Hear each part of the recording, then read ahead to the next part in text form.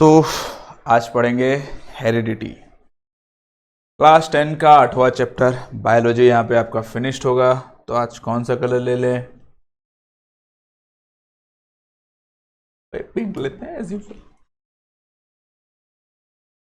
हाँ, आपने आईना तो देखा ही होगा, कुछ कुछ शक्लें तो मिलती ही होंगी अपने माँ बाप से। उसी के बारे में पढ़ेंगे। शक्लें मिलेंगी, कैरेक्टरिस्टिक्स मिलेंगे, कुछ फीचर्स मिलेंगे स्पेसिफिक, वही सब चीज है हेरिडिटी। हेरिडिटी क्या है? ट्रांसफर ऑफ कैरेक्टरिस्टिक्स और ट्रेट्स, ठीक है, from your parents to offsprings, या फिर पेरेंट्स से तुम्हारे अंदर, है ना, वही तो है हेरिडिटी, है ना। अब वेरिएशन क्या होता है? इससे पहले वाले चैप्टर में हम लोगों ने कूट कूट के पढ़ा था वेरिएशन, है ना, बट इसमें थोड़ा बड़ा यूज हो जाता है बोल के थोड़ा सा पहले स्टार्टिंग में बता दिया एनसीईआरटी की वेरिएशन क्या होता है।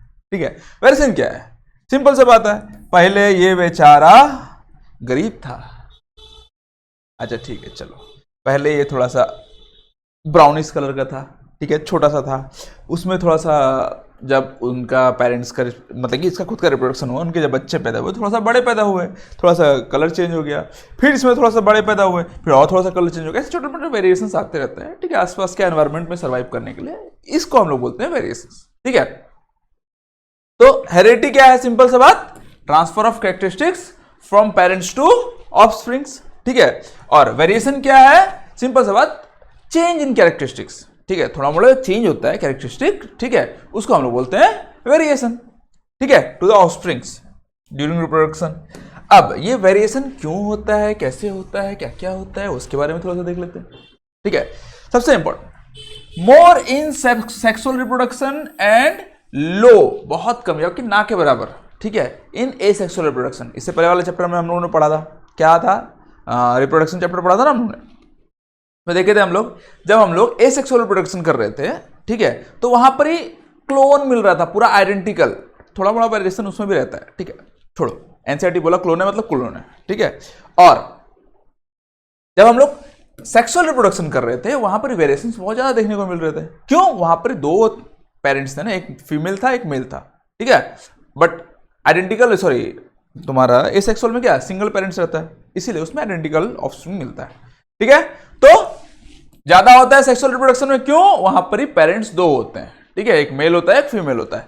फिर कॉजेस ऑफ वेरिएशन क्यों होता है? क्योंकि जब डीएनए कॉपिंग होता है, ठीक है, एक तो रीजन ये भी है कि एक पेरेंट्स का कुछ डीएनए आता है या फिर कुछ जीन्स आएगा, सॉरी, मेल का कुछ जीन्स आएगा, फीमेल का कुछ जीन्स आएगा, दोनों मिलेगा तो obviously same to same mother के जैसे, सेम टू सेम फादर के जैसे दिखेगा नहीं, कुछ ना कुछ डिफरेंस रहेगा ही रहेगा। पहला रीजन ये है।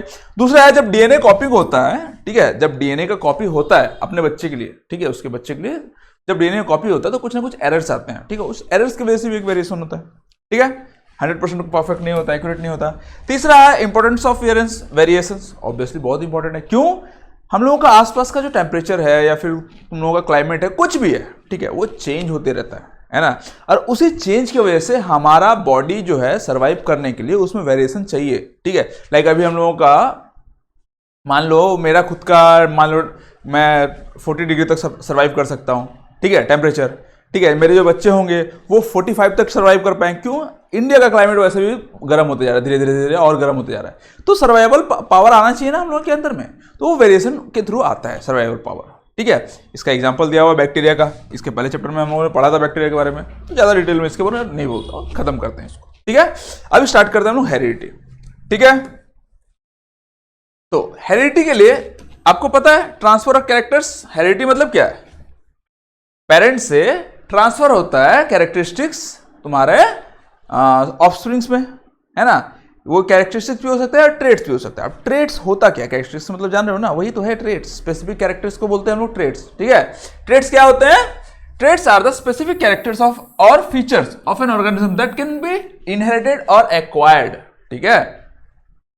स्पेसिफिक कैरेक्टर्स होते हैं जो कि पेरेंट्स से ऑफस्प्रिंग्स में आ सकते हैं, जिसको हम लोग बोलते हैं इनहेरिटेड ट्रेट्स, ठीक है, या फिर एक्वायर्ड भी हो सकते हैं, जो कि हम लोग आसपास मतलब कि जन्म होने के बाद अपने आसपास का माहौल से सीखते हैं, ठीक है, सीखते हैं जो भी करते हैं, ठीक है। ऐसे ट्रेड्स को बोलते हैं इनहेरिटेड ट्रेड्स और एक्वायर्ड ट्रेड्स, जो पेरेंट्स के थ्रू आए हैं बच्चे में, ठीक है, जीन्स के थ्रू जो आते हैं, ट्रांसफर होते हैं, उसको बोलते हैं इनहेरिटेड ट्रेड्स। और जो भी तुम लोगों का आसपास सीखा गया है, ठीक है, मान लो मैं स्कूल में जाके कुछ एक तो डिग्री विग्री ले लिया, बीटेक कर लिया, तो मैंने तो सीखा ना, वो तो पेरेंट्स आया नहीं, वो है एक्वायर्ड ट्रेड्स, मैंने एक्वायर किया है उसको, ठीक है, समझ में आया? तो देख लो, ट्रेड्स और characters passed from parents to offspring through genes या फिर डीएनए, जीन्स के अंदर, जीन्स डीएनए में ही तो रहता है जीन्स, ठीक है। और traits that are developed during an organism life time due to use, disuse और एनवायरमेंट, यूज, डिसयूज और वही यार आसपास से जो भी सीखा है, सिंपल सी बात है, ठीक है। इसके एग्जांपल्स देख लेते हैं इनहेरिटेड ट्रेड्स के। आई कलर, आंखों के कलर, है ना। फिर हेयर टाइप, कर्ली हो सकता है, स्ट्रेट हो सकता है, टकला हो सकता है ना, बोल्ड, सॉरी ब्लड ग्रुप, ठीक है। फिर तुम लोगों का हाइट, ये सब के सब पेरेंट्स से इनहेरिटेड होते हैं, ठीक है। और तुम लोगों का एग्जांपल एक्वायर्ड ट्रेड्स के क्या क्या एग्जांपल्स होते हैं? Learning of play guitar, muscular growth due to exercise, gym जाओ, है ना। Training of skin due to sunlight, sorry tanning of, देख धूप में बैठ के काले हो जाते हैं ना, वही है टैनिंग ऑफ स्किन, ठीक है। माँ बाप गोरे गोरे, बच्चा काला, कैसे हो गया ये बाहर में एक्वायर किया है, क्यों? क्योंकि सन में गोरा और बैठा रहता है हमेशा, है ना। ये सिंपल फीचर्स है, डिफरेंस है, याद करने के लिए इजी है बोल के डाल दिया है मैंने, ठीक है। सबसे पहले डेफिनेशन देख लो, traits passed from parents to offspring, ठीक है, कौन सा? इनहेरिटेड। और एक्वायर्ड क्या होता है? Traits develop during life time उसको डेवलप करते रहते हैं, है ना। फिर कॉजेस, क्यों होता है? चेंज इन डीएनए या जीन्स, ठीक है, जीन्स में डीएनए होता है ना, वेरिएशंस की वजह से, वही है, ठीक है, एरर्स होता है। Change in non reproductive body cells, ठीक है, जो कि रिप्रोडक्टिव सेल्स में काम नहीं है। जैसे कि तुम लोगों का रिप्रोडक्टिव सेल्स क्या क्या होते हैं? तुम लोगों का गैमेट्स, जो कि मेल में होते हैं स्पर्म, फीमेल में होते हैं एग, ये सब का यूज नहीं होता बाहर में। जैसे कि मैं मस्कुलर ग्रोथ किया, मैं जिम गया, एक्सरसाइज किया, तो क्या हुआ? मेरा मसल्स ग्रोथ हुए, है ना, उसमें मसल्स का सेल्स जो रहता है, टिश्यू जो रहता है, वो सब ग्रोथ होता है, ठीक है, वो सब की वजह से होता है, ठीक है। ट्रांसमिशन क्या होता है? पास्ट टू नेक्स्ट जनरेशन, ये जो है इनहेरिटेड ट्रेड जो है वो नेक्स्ट जनरेशन में पास होता है, बट ये पास नहीं होता बाबा, वो नया नया हर जीन को सीखना पड़ेगा, हर नया क्या बोलते हैं, जनरेशन को सीखना पड़ता है, ठीक है। एग्जांपल्स क्या क्या है? आई कलर, ब्लड ग्रुप, इसके एग्जांपल्स क्या है? मस्कुलर ग्रोथ, लैंग्वेज लर्न, यही सब चीज है, और क्या, ठीक है। चलो आगे देखते हैं हम लोग। अब जीन्स क्या होते हैं? बहुत बढ़िया बात है भाई, जीन्स तो जानना जरूरी है, क्यों? वही तो है तुम्हारे अंदर, जीन्स। देखो सबसे पहले याद रखना, एक सेल होता है, सेल के बारे में तो पढ़े हो, क्लास 8 में ही है, फंडामेंटल यूनिट ऑफ लाइफ, 8 में था कि 9 में था, जहां भी था, सेल तो पढ़े हो, है ना। सेल में बहुत सारे सेल ऑर्गेनेल्स होते हैं, है ना, छोटे छोटे छोटे छोटे कुछ पार्ट्स होते हैं। उसमें से एक होता है न्यूक्लियस, है ना, न्यूक्लियस रहता है, न्यूक्लियस के अंदर रहता है क्रोमोसोम, है ना, ऐसा करके रहता है क्रोमोसोम। वो पूरा का पूरा क्रोमोसोम जो है वो बना हुआ है डीएनए से, देख रहे हो? डीएनए क्या एक थ्रेड लाइक स्ट्रक्चर होता है, रस्सी जैसा, ऐसा देख रहे हो, गिज गिज गिज से पूरा भरा पड़ा है, दिखाई दे रहा है ठीक से? तो यही डीएनए से बना है, ठीक है ना। क्रोमोसोम जो है पूरा का पूरा डीएनए से बना होता है, ठीक है। और डीएनए का एक पार्ट को उठा लो, कोई सा भी, ठीक है, स्पेसिफिक सेगमेंट बोलते हैं। जीन क्या है? डीएनए का एक सेगमेंट है, ठीक है। डीएनए बनाता है क्रोमोसोम, क्रोमोसोम रहता है तुम लोगों का न्यूक्लियस के अंदर, न्यूक्लियस रहता है तुम लोगों का सेल के अंदर, सेल रहता है हम लोगों का टिश्यू के अंदर, टिश्यू के अंदर पूरा बॉडी बना हुआ है, सब वही है यार, टिश्यू, टिश्यू से ऑर्गन, ऑर्गन से ऑर्गन सिस्टम, ऑर्गन सिस्टम से पूरा का पूरा ऑर्गेनिज्म, ये सब चीज है। तो छोटा सा छोटा सा जाओगे तो तुम लोगों को मिल जाएगा एक जीन, जो कि आपका कैरेक्टरिस्टिक्स ट्रांसफर करता है। इसको हम लोग यूनिट ऑफ हेरिडिटी भी बोलते हैं, है ना, याद रखना। जीन्स को क्या बोलते हैं हम लोग? Unit of heredity. तो सबसे पहले जीन्स क्या होता है समझ में आया? Unit of heredity that carries information from parents to offspring and controls a specific trait in an organism, ठीक है। इसको यूनिट ऑफ हेरिडिटी बोलते हैं, क्योंकि जो हेरिडिटी मतलब क्या है? Transfer of characteristics. अब वो ट्रांसफर ऑफ कैरेक्टरिस्टिक्स होता कैसे है? यही जीन के थ्रू। जीन ही एक कैरेक्टरिस्टिक्स को दूसरा पेरेंट्स ऑफस्प्रिंग में लेके जाता है, ठीक है, समझ में आया? लोकेशन क्या है आपको वैसे ही बता दिया मैं, न्यूक्लियस रहता है, न्यूक्लियस के अंदर तुम लोगों का रहता है क्या, क्रोमोसोम, क्रोमोसोम बना होता है डीएनए से, और डीएनए का एक सेगमेंट को ही हम लोग बोलते हैं क्या, जीन। ठीक है, फंक्शन क्या रहता है, control of traits and transfer of hereditary information. ठीक है, यही चीज है, लिख लो और क्या, समझ में आया क्या होता है जीन। चलो जीन के बारे में बता दिया। अब हम लोग आगे बढ़ते हैं। In the inheritance of traits Mendel's contribution, ये देख रहे हो, ये चचा, ये करली बाल वाले चचा बहुत डेंजर थे बेटा।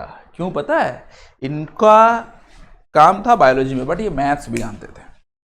देखते हो बायोलॉजी वालों को मैथ्स नहीं आता जल्दी, बट ये जानते थे, उस वक्त जानते थे। और इन्होंने कुछ एक्सपेरिमेंट्स किए। ठीक है, ये इसके ऊपर, इसके ये देख रहे हो पी प्लांट के ऊपर एक्सपेरिमेंट किए, और इन्होंने 3 लॉज दिए, लॉ ऑफ इनहेरिटेंस, 3 ठो लॉ दिए लॉ ऑफ इनहेरिटेंस का। ठीक है, उसके बारे में हम लोग डिटेल में पढ़ना है हम लोगों को। ठीक है, the traits in human are due to the equal transfer of genetic materials from both father and mother, ये भी इन्होंने ही बोला था, है ना। जो हम लोगों का इंफॉर्मेशन ट्रेट्स वगैरह जो ट्रांसफर होता है बच्चों में, वो इक्वली ट्रांसफर होता है पेरेंट्स से और मेल से और फीमेल से, बोलो या फादर से या मदर से, दोनों से इक्वली ट्रांसफर होता है। ठीक है, due to the genetic material. Genetic material क्या है, डीएनए बोल लो, जीन्स बोल लो, क्रोमोसोम बोल लो, ये सब है जेनेटिक मटेरियल्स, और क्या। ठीक है, समझ में आया। तो इसको हम लोग फादर ऑफ जेनेटिक्स भी बोलते हैं। इनका नाम है ग्रोजर। इसमें कंफ्यूज हो जाता हूं यार, इतना याद रखो ना यार। जॉन मेंडल बोलते हैं कल इसको, मेंटल है ना। तो ग्रेगोर, हाँ ग्रेगोर, इसमें कंफ्यूज हो जाता हूं मैं। कोई नहीं, ग्रेगोर बोलो, ग्रेगोर जॉन मेंडल। बट आपको ज्यादा कुछ पढ़ना नहीं है, मेंडल याद रखना है, खत्म। मेंडल आएगा ही आएगा, जितना ही बड़ा इसका नाम ले लो मेंडल आएगा ही आएगा, तो मेंडल का बोलते हैं हम लोग। ठीक है, इसीलिए ट्रेट्स मेंडल्स कंट्रीब्यूशन। ठीक है, समझ में आया। 3 चीज में है क्या, सिंपल सी बात। ये तो 3 ठो लॉ दिए थे, ये पी प्लांट के ऊपर एक्सपेरिमेंट किए थे, खत्म। एक्सपेरिमेंट करके 3 ठो लॉ दिए थे और बताए थे कि पेरेंट्स से बच्चे में ट्रांसफर होता है ड्यू टू जेनेटिक मटेरियल्स। ठीक है, चलो आधा ट्रांसफर होता है दोनों में। अब ये पी प्लांट क्यों लिए, क्यों आखिर क्यों लिए पी प्लांट। देखो, अब इनको करना था रिसर्च, है ना। तो रिसर्च के लिए बहुत सारे उसका मतलब कि जनरेशंस को देखना रहता है ना। अभी मान लो हमारा जनरेशन को अगर देखो तो हम लोग जीते हैं, मान लो नहीं भी कम से कम भी तो कम 60 साल तो जिएंगे। अब 60 साल तक एक इंसान पे कैसे वो एक्सपेरिमेंट करेगा। अब दूसरा बच्चा अगर हमको पैदा करना है तो मिनिमम से मिनिमम भी अगर करते हैं तो मेल में रहता है तुम लोग का 15-16 साल तो लग ही जाएगा मिनिमम। वैसे भी child sex not allowed, but फिर भी मिनिमम से मिनिमम 15-16 साल लग जाएगा। ठीक है, एक एक्सपेरिमेंट करते करते भाई कितना करेगा वो, है ना। फिर उसके बाद बच्चे को भी बड़ा होगा तभी तो बच्चे में दिखाई देगा कि भाई वो कौन सा जीन्स लेके आया अपना पेरेंट्स से कि नहीं लाया। तो बहुत सारा चीज़ है। तो चलो ठीक है, इंसान में नहीं, कुछ है रहते हैं कुत्ते बिल्ली, वो थोड़ा सा और जल्दी हो जाते हैं, बट बहुत जल्दी से जल्दी देखा कि पी प्लांट जो है वो सबसे जल्दी मतलब कि बहुत जल्दी, सबसे जल्दी तो नहीं बोल सकते, बहुत सारे ऑर्गेनिजम्स हैं, कौन सा कैसे होता है नहीं पता, कितना जल्दी होता है नहीं पता, बट उन्होंने देखा कि पी प्लांट जो है बहुत जल्दी ग्रो कर रहा है ना, ग्रो कर रहा है और उसका नया नया जनरेशन जल्दी से जल्दी देख रहे हैं। सबसे पहले क्या है, दिस प्लांट ग्रो इजीली, है ना। और पी प्लांट जो होता है वो बाइसेक्सुअल होता है। ठीक है, इससे पहले वाले चैप्टर में मैंने पढ़ाया है यूनिसेक्सुअल और बाइसेक्सुअल प्लांट्स जो होते हैं कैसे होते हैं। ऐसे फ्लावर जिसमें मेल गैमेट और फीमेल गैमेट दोनों रहते हैं, ठीक है, या फिर मेल पार्ट्स और फीमेल पार्ट्स दोनों रहते हैं, उसको हम लोग बोलते हैं बाइसेक्सुअल। ऐसे फ्लावर्स जिसमें सिर्फ और सिर्फ या तो मेल पार्ट्स रहेंगे या तो फीमेल सेक्सुअल पार्ट्स रहेंगे, ठीक है, उनको हम लोग बोलते हैं यूनिसेक्सुअल। तो बाइसेक्सुअल रहते हैं और this contributes characters in its clearly visible. ठीक है, मतलब कि उनका जो कंस्ट्रक्टिंग कैरेक्टर्स, ठीक है, कंस्ट्रक्टिंग कैरेक्टर्स मतलब क्या, वो कौन से कलर के होंगे, उनका शेप कैसा होगा, वो सब चीज बहुत इजीली दिख जाता था इसमें। ठीक है, तो क्या क्या है, सबसे पहला दिस प्लांट्स ग्रो इजीली, बहुत जल्दी हो जाता था, मतलब कि their life span is generally quite short, उनका लाइफ स्पैन बहुत छोटा रहता है, बहुत जल्दी वो लोग बड़े हो जाते हैं, बहुत जल्दी मर जाते हैं, खत्म हो जाता है। ठीक है, because of which we are able to study more and more generation, इसी की वजह से हम लोग ज्यादा से ज्यादा उसका जनरेशन को स्टडी कर पाएंगे, इसीलिए उन्होंने चूज किया पी प्लांट। दूसरा रीजन क्या था उसका, पी प्लांट्स आर बाइसेक्सुअल, ठीक है, बाइसेक्सुअल है यानी कि उनका हम लोग सेल्फ पोलिनेशन आराम से करवा सकते हैं, क्रॉस पोलिनेशन भी करवा सकते हैं हम लोग, है ना, हैंड्स के through. This mean that every flower has both male and female reproductive parts, ठीक है, बाइसेक्सुअल यानी कि मेल और फीमेल दोनों रिप्रोडक्टिव पार्ट रहेंगे, जिसके मैंने बताया था, ठीक है। और due to which self pollination is easily possible and cross pollination can also be done easily by hands. इसमें सेल्फ पोलिनेशन और क्रॉस पोलिनेशन दोनों हो सकता है, इसीलिए इसको चूज किया। तीसरा रीजन क्या था, इसका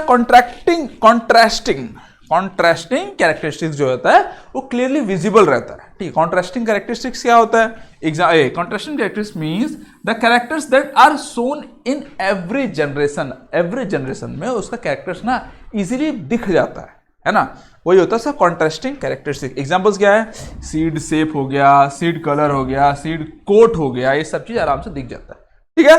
7 कॉन्ट्रास्टिंग कैरेक्टरिस्टिक्स के बारे में वो स्टडी किए थे, कौन, मेंडल, ठीक है। वो 7 कैरेक्टरिस्टिक्स क्या है देख लो। सीड का शेप यानी कि या तो वो राउंड हो सकता है या तो वो रिंकल्ड हो सकता है। अच्छा, इसमें डोमिनेट ट्रेट और रिसेसिव ट्रेट आगे मैं बताऊंगा। डोमिनेट ट्रेट क्या होता है, रिसेसिव ट्रेट क्या होता है, सिंपल से इतना जान लो। डोमिनेंट ट्रेट क्या होता है, जो थोड़ा सा ज्यादा पावरफुल होता है वो ज्यादा नेक्स्ट जनरेशन में वो शो करता है, इस टाइप का समझ लो। मान लो तुम्हारे मम्मी और पापा काले हैं, मम्मी गोरे हैं, जो जनरली होता है, ठीक है। तो मम्मी का जो ट्रेट है गोरा होने का वो ज्यादा डोमिनेंट है ना, वो ज्यादा पावरफुल है। तो जब तुम्हारे बच्चे हो, मतलब कि तुम्हारे पेरेंट्स के जो तुम होगे, बच्चे होगे, तो तुम गोरे होगे थोड़ा सा, है ना। तो वो क्यों, क्योंकि मम्मी का जो ट्रेट था गोरा होने का वो ज्यादा डोमिनेट था, इसलिए तुम गोरे हो गए। यही चीज है, इसलिए बोलते हैं डोमिनेंट ट्रेट एक होता है और रिसेसिव ट्रेट एक होता है, ठीक है। तो डिटेल में पढ़ाऊंगा, डोंट वरी, खाली इसको देख लो, ठीक है। तो 7 ट्रेट्स के बारे में हम लोग पढ़े थे, जैसे क्या है, कॉन्ट्रास्टिंग कैरेक्टर्स के बारे में। सबसे पहला था शेप ऑफ द सीड, ठीक है, एक राउंड हो सकता है, एक रिंकल्ड हो सकता है। फिर कलर ऑफ द सीड, एक येलो हो सकता है, एक ग्रीन हो सकता है। फिर कलर ऑफ द पॉट्स देख रहे हो, ऊपर वाला पत्ता, ऊपर, ठीक है, क्या बोलते हैं, मटर का छिलका बोलते हैं हम लोग इसको, है ना। तो वो ग्रीन हो सकता है, येलो हो सकता है। शेप ऑफ द पॉट्स, ठीक है, शेप कैसा हो सकता है, या तो ऐसा करके प्लेन हो सकता है, या तो ये देख रहे हो थोड़ा सा उठा सा टाइप का है। और क्या, प्लांट हाइट या तो लंबा हो सकता है या तो छोटा हो सकता है, ठीक है। फिर पोजीशन ऑफ द फ्लावर, या तो ऊपर में बीच में हो सकता है या तो ऊपर हो सकता है। और फ्लावर कलर या तो फिर पर्पल हो सकता है या तो व्हाइट हो सकता है। ऐसे करके 7 कैरेक्टरिस्टिक इसके बारे में पहले पढ़ लिया था वो, ठीक है, देख लिया था, इसके बारे में एक्सपेरिमेंट वगैरह कर लिया, ठीक है। अब आगे देखते हैं, बहुत सारी चीज रहेगा इसके बारे में पढ़ेंगे हम लोग। इसके पहले थोड़ा टर्म्स वगैरह कुछ रहते हैं, स्पेसिफिक टर्म्स, जस्ट लाइक। अब पूरा का पूरा चैप्टर पढ़ने से पहले इसमें ना समझना बहुत जरूरी होता है। ये छोटा सा चैप्टर है, ज्यादा बड़ा है नहीं, ठीक है, लेकिन इसमें समझना बहुत जरूरी है सारा चीज।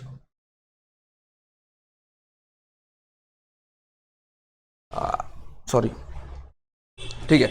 तो अभी हम लोग देखते हैं इसके कुछ टर्म्स, ठीक है, जो स्पेसिफिक टर्म्स है जो कि यूज हो गए, अभी आगे बहुत यूज होने वाले हैं। इसमें जो एक्सपेरिमेंट किया था ना स्पेशली, उसको समझना। मेन पूरा का पूरा चैप्टर एक मेंडल का एक्सपेरिमेंट में ही है, ठीक है। अब उसको समझने के लिए बहुत सारे टर्म्स वगैरह यूज किए हैं, ठीक है, वो टर्म्स वगैरह को जानना है, ठीक है। सबसे पहले है एलील्स, ठीक है। देखो, आपको मैंने बताया जीन क्या होता है, डीएनए का एक सेगमेंट होता है ना। ये है तुम लोगों का जीन। अब एक स्पेसिफिक टाइप का जीन है ना, लाइक इस जीन का काम है,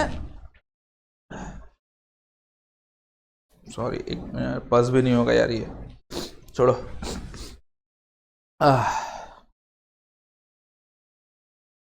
एक स्पेसिफिक टाइप का जीन है, सोच लो, उसी को हम लोग बोलते हैं एलील, ठीक है। मान लो ये जीन का काम है कि ये लंबा होगा, है ना। ये जीन का काम है कि वो कलर को ब्राइट करेगा, है ना, ब्राइट कलर। मान लो पेरेंट्स का कलर मान लो गोरा है तो गोरा करेगा। तो ये जीन का काम है तुम लोगों का, मान लो तुम्हारे हेयर का कलर ब्राउन कर देगा। तो ऐसे स्पेसिफिक जीन्स, ठीक है, उसको हम लोग बोलते हैं एलील, ठीक है। एक स्पेसिफिक जीन को बोलते हैं हम लोग एलील। समझ में आया? एलील क्या होता है, ठीक है, उसको हम डिनोट करते हैं तो कैपिटल टी। हमें हर चीज में अलग अलग रहता है, जैसे कि यहाँ पर टी का मतलब होता है टॉलनेस, है ना। इस एलील का काम है टॉलनेस, ठीक है। और ये स्मॉल टी, इसका काम है ड्वार्फनेस, ठीक है, बौना, ठीक है। यही सब चीज है। समझ में आया? एलील क्या होता है? एलील क्या होता है? जीन का एक स्पेसिफिक पार्ट है, ठीक है, ये जीन, ये वाला एक जीन है, ये वाला एक जीन है, ये वाला एक जीन है, मतलब कि ऐसे जीन्स यहां पे भी हो सकते हैं, यहां भी होंगे, है ना, वो सारे जीन्स, ठीक है, हर एक जीन्स जो कि टॉलनेस को रिप्रेजेंट करेंगे उसको हम लोग बोलते हैं एक एलील ऑफ टॉलनेस, है ना, एलील ऑफ टॉलनेस बोल सकते हो तुम, ठीक है।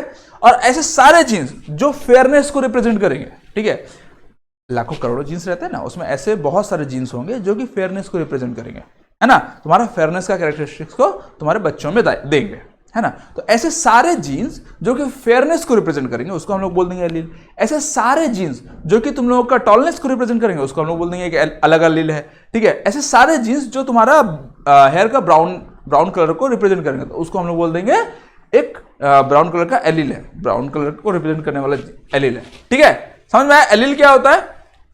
तो alternative form of gene that controls the specific trait, ठीक है, एक स्पेसिफिक ट्रेट को ही वो रिप्रेजेंट करेगा, उसी को हम लोग बोलते हैं एलील, ठीक है। समझ में आया?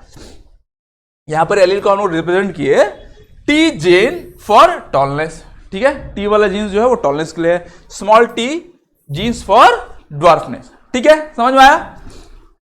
अब डोमिनेंट ट्रेट्स और रिसेसिव ट्रेट्स, थोड़ा पहले हम लोगों ने देखा था डोमिनेंट ट्रेट्स और रिसेसिव ट्रेट्स, ठीक है। ऐसे ट्रेट्स जो थोड़ा ज्यादा पावरफुल रहते हैं, जो नेक्स्ट जनरेशन में दिखाई देते हैं, शो देते हैं, फिजिकली अपीयरेंस दिखाते हैं, है ना, उसको हम लोग बोलते हैं तुम लोगों का डोमिनेंट ट्रेट्स, ठीक है। मान लो वही है, तुम लोगों पेरेंट्स हैं, एक काले हैं एक गोरे हैं, है ना, तो नेक्स्ट जनरेशन का जो बच्चा हुआ वो गोरा हो गया, है ना, गोरा हो गया यानी कि वहां पर ही डोमिनेंट ट्रेट था आपका गोरा, ठीक है, फेयरनेस।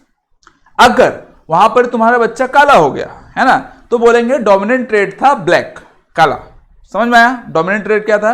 और उसका जस्ट ऑपोजिट रिसेसिव ट्रेट जो छुप जाता है, ठीक है, काला गोरा में से गोरा सामने आया, फिजिकल अपीयरेंस हुआ तुम लोग गोरा का, काला जो है वो छुप गया, तो तुम लोगों का काला जो हो गया वो रिसेसिव ट्रेट हो गया, जो कि दिखाई नहीं दिया। समझ में आया? तो the trait that appears in the F1 generation, यानी कि first generation when two contrasting traits are crossed, जब दो अलग अलग ट्रेट्स क्रॉस होंगे, ठीक है, कॉन्ट्रास्टिंग मतलब सेम टाइप का, मतलब काला गोरा, काला और लंबा नहीं करना बेटा, है ना, काला और गोरा दोनों कॉन्ट्रास्टिंग है, ठीक है, एक काला हो सकता है तो गोरा हो सकता है ना, ऐसे तो नहीं बोल सकते ना, या तो काला होगा या तो लंबा होगा, ऐसा नहीं हो सकता, काला होगा या तो गोरा होगा, ये कॉन्ट्रास्टिंग ट्रेट्स, उसके ऊपर हम लोग बात कर रहे हैं, ठीक है। तो कॉन्ट्रास्टिंग ट्रेट्स में से जो भी तुम लोगों का नेक्स्ट जनरेशन में अपेयर करेगा उसी को हम लोग बोलते हैं डोमिनेंट ट्रेट्स, ठीक है। और रिसेसिव ट्रेट जो उसमें नहीं अपेयर करेगा, जो हिडन फॉर्म में रह जाएगा, उसी को हम लोग बोलते हैं डोमिनेंट ट्रेट। याद रखना, इसको हम लोग फर्स्ट जनरेशन में बोल रहा हूं मैं, ठीक है। उसका नेक्स्ट जनरेशन जब सेकंड जनरेशन होगा ना तो अलग होता है, उसके बारे में पूरा का पूरा एक्सपेरिमेंट है, दिखाऊंगा, ठीक है। ये समझ में आया? जैसे कि ये एक एलील है इसका, ये कलर का, मान लो बैगनी कलर इसको बोलते हैं, क्या बोलते हैं इसको, पर्पल शायद, है ना, अरे ये पिंक कलर है, कौन सा कलर है यार, कलर कॉम्बिनेशन तो आता नहीं मुझे, जो भी कलर है, ठीक है। तो यहां पे जब उसका बच्चा हुआ तो ये कलर का हुआ, तो यहां पे ये हो गया डोमिनेंट ट्रेट, ये हो गया रिसेसिव ट्रेट। समझ में आया? चलो आगे देखते हैं हम लोग।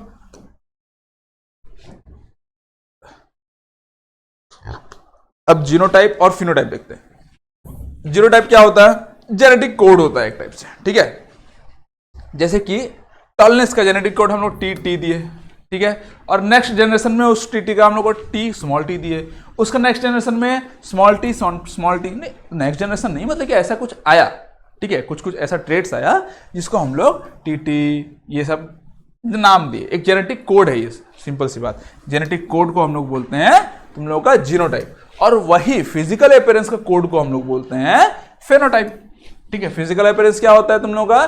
द फिजिकल अपीयरेंस और observable trait of an organism, ठीक है, जैसे कि टॉलनेस हुआ, ड्वार्फनेस हुआ, ब्राउन कलर हुआ, ब्लू कलर हुआ, ये सब जितना भी फिजिकली हम लोग शो कर रहे हैं ना, दिख रहा है ना हम लोग को, उसको हम लोग बोलते हैं फिनोटाइप, ठीक है, जो दिखाई नहीं दे रहा है लेकिन उसके अंदर है, उसी जीन्स की वजह से ही दिखाई दे रहा है, याद रखना, ठीक है। ये जीनोटाइप इसी कोड की वजह से ही वो सामने वाला दिखाई दे रहा है, ठीक है। यहां पर ये अगर टी है, ये टॉलनेस है, ये जेनेटिक रिप्रेजेंटेशन कर रहा है कि तुम लोगों का जो बॉडी है वो टॉल है, ठीक है।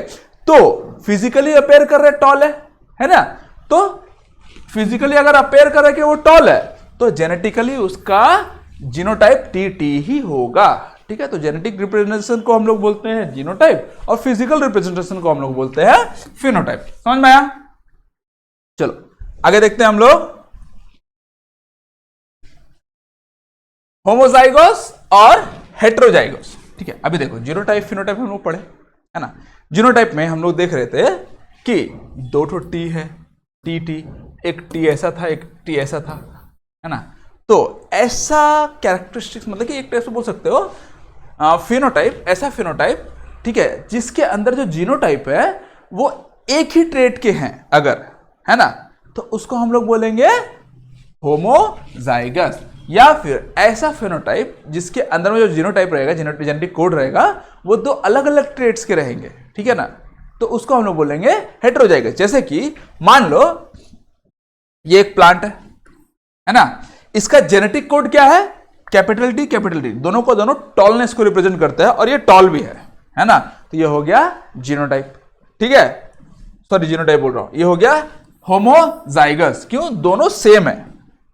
होमो यानी कि सेम होता है, हेट्रो यानी कि अलग अलग होता है। ठीक है, यहां पर जेनेटिक कोड का बात कर रहे हैं हम लोग, जेनेटिक कोड जो रहेगा वो दोनों सेम रहेगा। यहां पर देखो होमोजाइगस, ठीक है, यहां पर देखो स्मॉल है, प्लांट जो है वो स्मॉल है ना, और उसका जो जीनोटाइप कोड है वो भी टी और टी ही है, स्मॉल टी और स्मॉल टी, दोनों का दोनों स्मॉल टी को रिप्रेजेंट कर रहा है और वो स्मॉल भी है, कोई टेंशन नहीं है, वो हो गया होमोजाइगस। बट हेट्रोजाइगस किसको बोलते हैं? जिसका जेनेटिक कोड जो रहेगा वो रहेगा तुम लोगों का कैपिटल टी स्मॉल टी, लेकिन प्लांट तो बड़ा ही रहेगा, क्यों? कैपिटल टी जो है वो क्या बोलते हैं, डोमिनेंट है, और स्मॉल टी जो रिसेसिव है। बट यहां पर उसका जीनोटाइप देखो अलग अलग है। ठीक है, ऐसे फिनोटाइप्स बोलो या फिर ऐसे कैरेक्टरिस्टिक्स को हम लोग बोलते हैं हेट्रोजाइगस। ठीक है, समझ में आया? हेट्रोजाइगस किसको बोलते हैं हम लोग? तो उसका रिप्रेजेंटेशन वगैरह देख लो, एग्जांपल का रिप्रेजेंटेशन है। ठीक है, when both alleles of a gene are same for given phenotype, एक फिनोटाइप दिया हुआ है तुम लोगों का, बट उसका दोनों का दोनों जीन्स जो हैं वो सेम है। ठीक है, इसको जीन्स भी बोलते हैं, जीन्स आर सेम, इसी के लिए उसको हम लोग बोलते हैं होमोजाइगस। बट अगर दोनों अलग हो गए तो वो हो जाएंगे तुम लोग का heterozygous. When two alleles of a gene are different for given phenotype, उसको हम लोग बोल देंगे हेट्रोजाइगस। ठीक है, समझ में आया? चलो आगे देखते हैं हम लोग मोनोहाइब्रिड क्रॉस और डाइहाइब्रिड क्रॉस। ये क्या होता है बाबा? मोनो मतलब एक, पहला फर्स्ट जनरेशन है ना, बिटवीन टू प्लांट्स। अच्छा ठीक है, मोनोहाइब्रिड क्रॉस देखो, मोनोहाइब्रिड क्रॉस में मतलब क्या है ना, एक सिंगल ट्रेड को पकड़ो। ठीक है, या तो काला और गोरा पकड़ लो, या तो लंबा और नाटा पकड़ लो। ठीक है, एक सिंगल ट्रेड को पकड़ो और उनके बीच में क्रॉस करवाओ। अब देखो क्या हो रहा है ना। क्रॉस मतलब क्या? ह्यूमंस में रहता है तुम लोग का सेक्सुअल प्रोटेक्शन करवा लो, ठीक है, उसके बाद जो रिजल्ट आ रहा है, जो बच्चे हो रहे, ऑफस्प्रिंग हो रहे, उसको देखो कैसा हो रहा है। प्लांट्स में होता है पॉलिनेशन करवा लो, ठीक है, उनका फर्टिलाइजेशन होगा, उसके बाद जो प्लांट पैदा होगा उसको देखो कैसा होता है। तो मैं ह्यूमंस में थोड़ा बताता हूं, ठीक है, ताकि तुमको अच्छे समझ में आए। ठीक है, मोनोहाइब्रिड क्रॉस मतलब क्या होता है, तुम लोगों का एक सिंगल कैरेक्टर हम लोग देखेंगे, दोनों ये देखो, दोनों का हाइट सेम है, ठीक है, सब कुछ सेम है, सिर्फ ये काला है ये गोरी है ना। तो काला और गोरा एक ही ट्रेड हम लोग को पता चल रहा है। ठीक है, कॉन्ट्रास्टिंग ट्रेड का बात कर रहा हूं मैं। ठीक है, एक ही ट्रेड है, या तो काला होगा या तो गोरा होगा, और तो कुछ हो नहीं सकता ना, बीच वाला कुछ ब्लू कलर का तो होगा नहीं, या तो काला होगा या तो गोरा होगा, ये कॉन्ट्रास्टिंग ट्रेड्स है। ठीक है, अब उनके बीच में जो क्रॉस कराओगे तो सामने वाला जो बच्चा पैदा होगा या तो वो काला हो सकता है या तो गोरा हो सकता है, हाइट वगैरह तो सेम ही रहेगा दोनों का, है ना। आप जितना भी हाइट होगा, हाइट तो बोलेंगे ना बराबर ही है, हाइट को छोड़ दो, तुम लोग का हेयर कलर सब कुछ छोड़ दो, सिर्फ और सिर्फ या तो काला या तो गोरा हो सकता है। इसको हम लोग बोलते हैं मोनोहाइब्रिड क्रॉस। ठीक है, ऐसा क्रॉस जिसमें सिर्फ और सिर्फ सिंगल कॉन्ट्रास्टिंग कैरेक्टरिस्टिक्स को हम लोग ऑब्जर्व करेंगे। ठीक है, वही है तुम लोग का monohybrid cross. A cross between to plants differing in one trade only. ठीक है, सिर्फ और सिर्फ वन ट्रेड ही अलग रहेगा। जैसे कि तुम लोगों का एग्जांपल प्लांट्स में अगर देखेंगे, या तो टॉल रहेगा या तो ड्वार्फ रहेगा, या तो लंबा रहेगा या तो बौना रहेगा। ठीक है, समझ में आया? ये हो गया तुम लोगों का मोनोहाइब्रिड क्रॉस। ठीक है, अब हम लोग देखेंगे dihybrid cross, same to same. ठीक है, अब ये वहां पर हाइट सेम था, ये काला था ये गोरा था, है ना। अब एक हो गया काला और गोरा तो है ही, साथ में वो लंबा और नाटा भी होगा, है ना। ये थोड़ा सा लंबा है, ये थोड़ा सा नाटा है ना।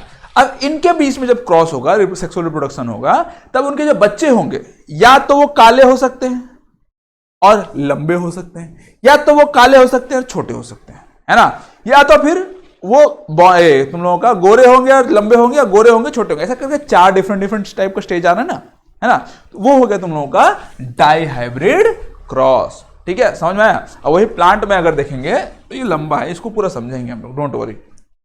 डाई हाइब्रिड क्रॉस का पूरा एक्सपेरिमेंट हम लोग देखेंगे, तब समझेंगे तो ज्यादा अच्छा होगा। मैं शॉर्टकट में समझाने के लिए, मोनो हाइब्रिड क्रॉस का मतलब क्या होता है, डाई हाइब्रिड क्रॉस का मतलब क्या होता है, सिर्फ मतलब समझाने के लिए मैंने ये आपको बताया है।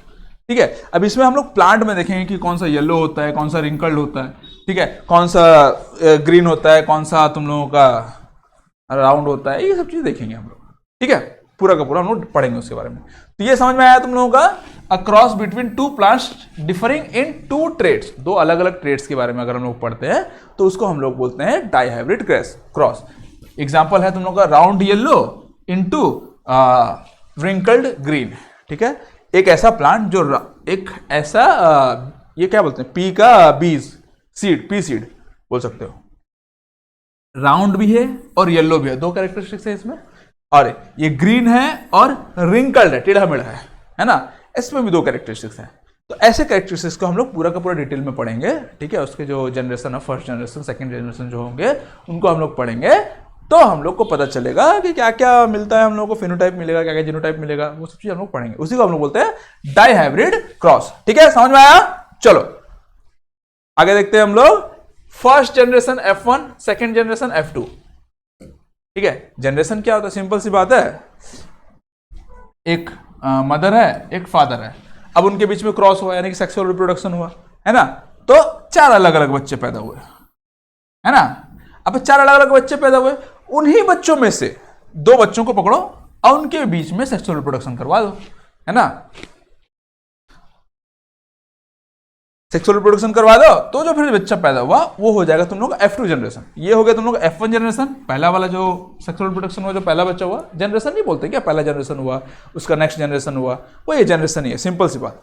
ठीक है, तो पहला जनरेशन उन्हीं का। बट यहां पर देखो, हम लोग जनरेशन क्या, हम लोग अलग अलग शादी करते हैं, हम लोग ब्लड रिलेशन में शादी नहीं करते। ठीक है, अलग अलग रहता है तुम लोग का। बट यहाँ पे हम लोग पढ़ने वाले हैं प्लांट्स के बारे में। प्लांट्स का तो कोई फर्क नहीं पड़ता ना, वो सेम टू सेम प्लांट में होंगे, सेम टू सेम फ्लावर में होंगे, कोई फर्क नहीं पड़ता उनको, अपने ही भाई बहन के साथ वो लोग अपना जनरेशन कर सकते हैं। ठीक है, तो वही हम लोगों को सेम टू सेम में ही करना है ना। यहां पर ऐसा नहीं कि इन दोनों के साथ कर दिया, फिर बाहर से एक तो फुल लेके आए, उसके साथ फिर जनरेशन, इसका सेकंड जनरेशन चेक करेंगे, ऐसा नहीं हो सकता। ठीक है, हम लोग को सेम टू सेम जनरेशन, वही है F2 जनरेशन। ठीक है, समझ में आया। चलो आगे देखते हैं, इसके बारे में थोड़ा सा स्टेटमेंट देख लो। The first generation obtained after crossing the parents generation. ठीक है, पहला जनरेशन किए, फिर सेकंड जनरेशन क्या होता है, the second generation obtained after self pollination of F1 plants. ठीक है, F1 प्लांट्स जो हम लोग को मिला, जो कि तुम लोगों का एग्जांपल है, टॉल टी और टी मिला हम लोग को, कैपिटल टी स्मॉल टी, जो F1 जनरेशन हम लोग को मिला। सेकंड जनरेशन में क्या करेंगे हम लोग, इसी F1 जनरेशन का दोनों को फिर क्रॉस करवाएंगे, तो वो है तुम लोगों का फर्स्ट जनरेशन, सेकंड जनरेशन। ठीक है, ये सारे टर्म्स वगैरह आप लोगों को मैंने पढ़ा दिया। अच्छा, हैप्लॉइड डिप्लॉइड भी देख लेते हैं थोड़ा सा। ठीक है, हैप्लॉइड। ठीक है, हैप्लॉइड मतलब सिंपल सी बात, इससे पहले हम लोगों ने एक चैप्टर पढ़ा था रिप्रोडक्शन। ठीक है, रिप्रोडक्शन में मैंने बताया था कि हमारे बॉडी में जितने भी सेल्स हैं, सारे के सारे सेल्स के अंदर रहते हैं न्यूक्लियस, हर न्यूक्लियस के अंदर रहता है क्रोमोसोम, और हर क्रोमोसोम जो होता है, न्यूक्लियस के अंदर जो क्रोमोसोम रहता है वो 23 पेयर्स या फिर बोलो 46 क्रोमोसोम रहते हैं हर एक सेल में, कंपलसरी है, हर एक सेल के न्यूक्लियस में 46 न्यूक्लियस होते हैं। ठीक है, जो कि 23 के पेयर्स में होते हैं, है ना, पेयर्स में रहेंगे। तो अब उसको हम लोग आधा कर दें, आधा कर देंगे तो कितना बचा, 23 ओनली, नॉट पेयर्स, है ना। मान लो ऐसा करके रहता है, एक ये, अरे ऐसा कैसे रहता है यार, एक ये और एक ये, है ना, ये पेयर्स में है, ये पेयर्स में है ना क्रोमोसोम, ये 2 पेयर्स है, ऐसे करके 23 पेयर्स होते हैं, है ना। तो अब उसका हैप्लॉइड मतलब क्या, उसका आधा। अब ये सिंगल रहेगा, ऐसा एक रहेगा, ऐसा एक रहेगा, ऐसा करके 23 पेयर्स रहेंगे, सॉरी 23 पीसेस रहेंगे बोल लो। ठीक है, तो उसको हम लोग बोलते हैं हैप्लॉइड। ये कहां पे होता है, जब हम लोग गैमेट का फॉर्मेशन करते हैं ना, जब हम लोगों का गैमेट का फॉर्मेशन होता है, गैमेट मतलब क्या, मेल में होता है तुम लोगों का स्पर्म और फीमेल में होता है एग, ठीक है। तो जब ये स्पर्म सेल या एग सेल बनता है तो उसमें हैप्लॉइड होता है ना। क्यों? क्योंकि उसमें 23 क्रोमोसोम रहेंगे, इसमें 23 क्रोमोसोम रहेंगे, फिर जब वो दोनों कंबाइन हो जाएंगे तब वो डिप्लॉइड हो जाएगा। डिप्लॉइड होके क्या बन जाएगा, तुम लोगों का जाइगोट, है ना। जाइगोट में जो तुम लोगों का रहता है स्पर्म सेल भी रहता है और एग सेल भी रहता है। तो स्पर्म सेल का 23 रहता है, एग सेल का 23 रहता है, दोनों कंबाइन होके डिप्लॉइड क्रिएट करते हैं। डिप्लॉइड जो कि जाइगोट में रहता है और जाइगोट में रहता है टोटल 23 पेयर्स। यही पूरा सेम टू सेम केस होता है तुम लोगों का प्लांट्स में, बट वहां क्रोमोसोम नहीं रहता है, 23 पेयर्स नहीं रहता, हम लोग एक ही पेयर देखेंगे, टी टी, एक ठो इसका टी, एक ठो उसका टी, ये सब चीज देखेंगे, ठीक है।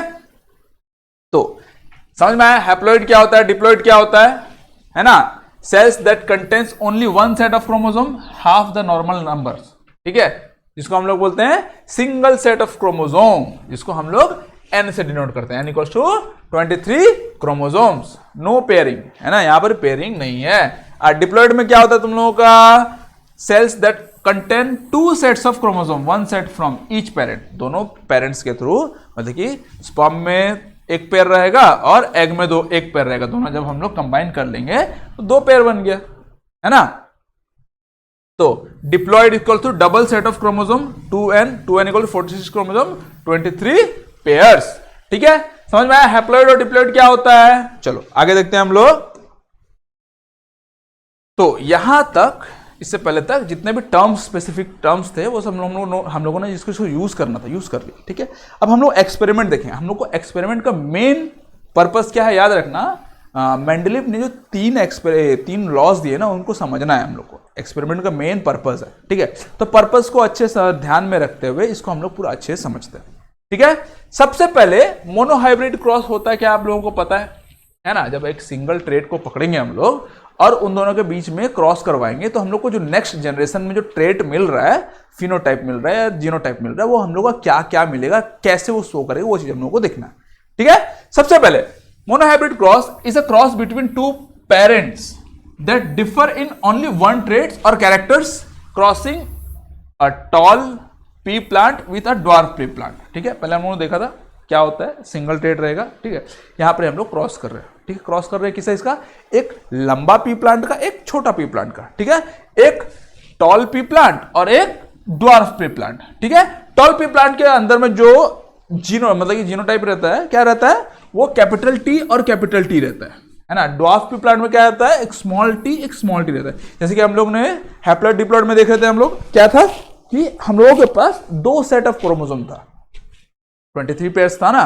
पेयर्स में क्या, वो क्या पेयर्स में रहते थे, ऐसे करके रहते थे ना।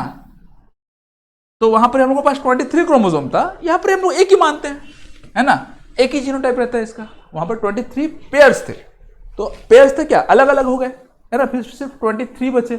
यहां पर एक पेयर है वो भी अलग अलग हो जाएगा, सिर्फ एक ही बचेगा।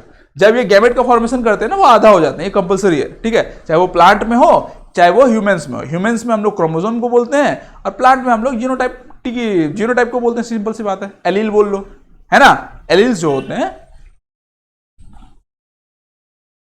तो गैमेट फॉर्मेशन में क्या होगा, ठीक है। सबसे पहले क्या कराएंगे हम लोग, क्रॉस करवाएंगे उन दोनों के बीच में, एक टॉल प्लांट में क्रॉस करवाएंगे, एक ड्वार्फ प्लांट में क्रॉस करवाएंगे।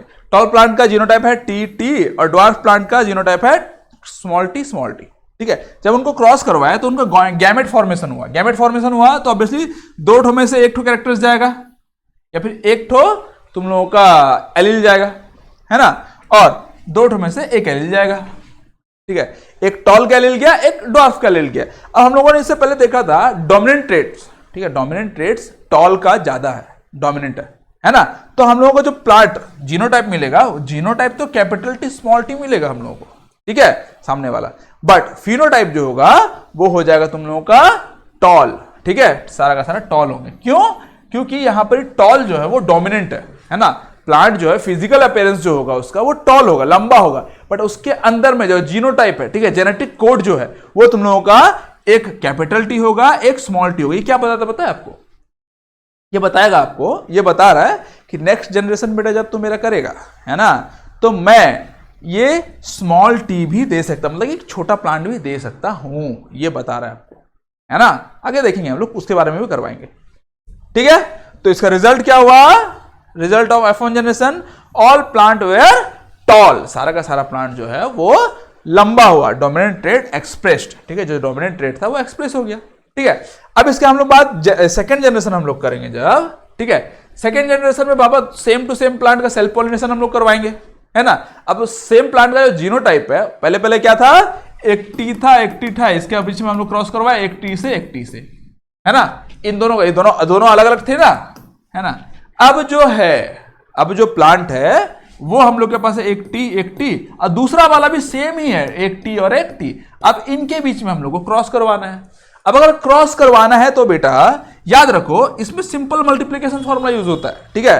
पहले क्या करेंगे, इस टी को इसके साथ करवाएंगे, फिर इस टी को इसके साथ करवाएंगे, फिर इस टी को इसके साथ करवाएंगे, फिर इस टी को इसके साथ करवाएंगे। सिंपल मल्टीप्लिकेशन फॉर्मूला यूज होता है, ठीक है ना। वैसे ही तो मैथमेटिक्स यूज किया था ना वो मेंडल, तो मेंडल, तो ये करवाना है हम लोगों को। उसके लिए हम लोगों ने एक टेबल बनाया, ठीक है। इसका एक, जब ये गैमेट फॉर्मेशन करेगा तो एक वाला ये वाला बनाएगा, एक ये वाला बनाएगा, फिर ये जब गैमेट फॉर्मेशन करेगा एक तो ये वाला बनाएगा, एक तो ये वाला बनाएगा। अब इनके बीच में क्रॉस कर देते हैं हम लोग, है ना। जब हम लोग क्रॉस किए तो देखिए पहला जो आया ये टी बनेगा, दिस इंटू दिस, फिर दिस इंटू दिस हम लोग करेंगे तो कैपिटल टी स्मॉल टी, है ना। फिर इसमें स्मॉल टी और कैपिटल टी ये ऐसे लिख सकते हैं, फिर स्मॉल टी ऐसे लिख सकते हैं, है ना। समझ में आया। जब इनका क्रॉस किया हम लोग तो ये हम लोग को रिजल्ट आया, ठीक है। जब इसका रिजल्ट हम लोग देखे तो हम लोग देखे मेंडल जो था वो शॉक हो गया बेचारा, जब देखा कि जब हम लोग इन दोनों का क्रॉस किए तो तीन तो प्लांट ठीक है, कैपिटल ए मतलब कि डोमिनेंट ट्रेट को रिप्रेजेंट किया, ठीक है। तीन प्लांट डोमिनेंट ट्रेट को रिप्रेजेंट किया, यानी कि वो टॉलनेस को रिप्रेजेंट किया। बट चौथा प्लांट जो है वो बेचारा हो गया छोटा, है ना, ड्वार्फ हो गया, ठीक है। ऐसा करके जब एक्सपेरिमेंट किया तब ये जाके ये वाला टेबल दिया वो, है ना। पहले वो एक्सपेरिमेंट कर लिया, एक्सपेरिमेंट करने के बाद जब उसका रिजल्ट देखा कि बेटा तीन प्लांट तो बड़े बड़े हैं बट चौथा प्लांट छोटा हो जा रहा है ना। तो वहां पर देखा कि ऐसा हो रहा है, यानी कि 25% जो है वो रिसेसिव ट्रेट को शो कर रहा है ना। सेकेंड जनरेशन में 25% रिसेसिव ट्रेट को शो कर रहा है, यही वो कंक्लूजन दिया, मतलब कि ऐसे उसको पता चला, ठीक है। तो इसका जीनोटाइप याद रखना बाबू, ये एग्जाम में आता है, और फिनोटाइप ये भी एग्जाम में आता है, ठीक है। तो जब वो मोनोहाइब्रिड क्रॉस किया तो उसका जीनोटाइप क्या निकला, एक जीनोटाइप था टी, दो जीनोटाइप मतलब कैपिटल टी, ठीक है। दो जीनोटाइप क्या मिला उसको, कैपिटल टी स्मॉल टी, और एक जीनोटाइप उसको मिला स्मॉल टी, ठीक है। ऐसे करके ये जीनोटाइप मिला। और फिनोटाइप क्या मिला, तीन ठो टॉल मिला फिजिकल अपीयरेंस, तीन ठो लंबा था और एक ठो बौना था, ठीक है। तीन ठो टॉल एक ड्वार्फ, ये है तुम लोग का फिनोटाइप। जेनेटिक रेशियो अगर देखेंगे, ठीक है, तो 1:1 आएगा, और फिनोटाइप रेशियो देखेंगे हम लोग, जीनोटाइप रेशियो 1:1 और फिनोटाइप रेशियो 3:1, इसको याद रखना, ठीक है। समझ में आया, यही है इसका 1:1 जो है ना, इसको लिख दिया हो जीनोटाइपिक रेशियो, और फिनोटाइपिक रेशियो क्या है तुम लोगों का 3 और 1, टॉल 3 टॉल 1 ड्वार्फ, ठीक है। समझ में आया। अब इसका कंक्लूजन जो वही देखा जो वही किया और क्या, ठीक है। द डोमिनेंट ट्रेड्स जो कि टॉलनेस है, मास्क द रिसेसिव ट्रेड जिसको हम लोग ड्वार्फनेस बोलते हैं। मास्क मतलब क्या, कवर अप कर दिया, मास्क चढ़ा दिया ऊपर में, कवर अप कर दिया, ठीक है।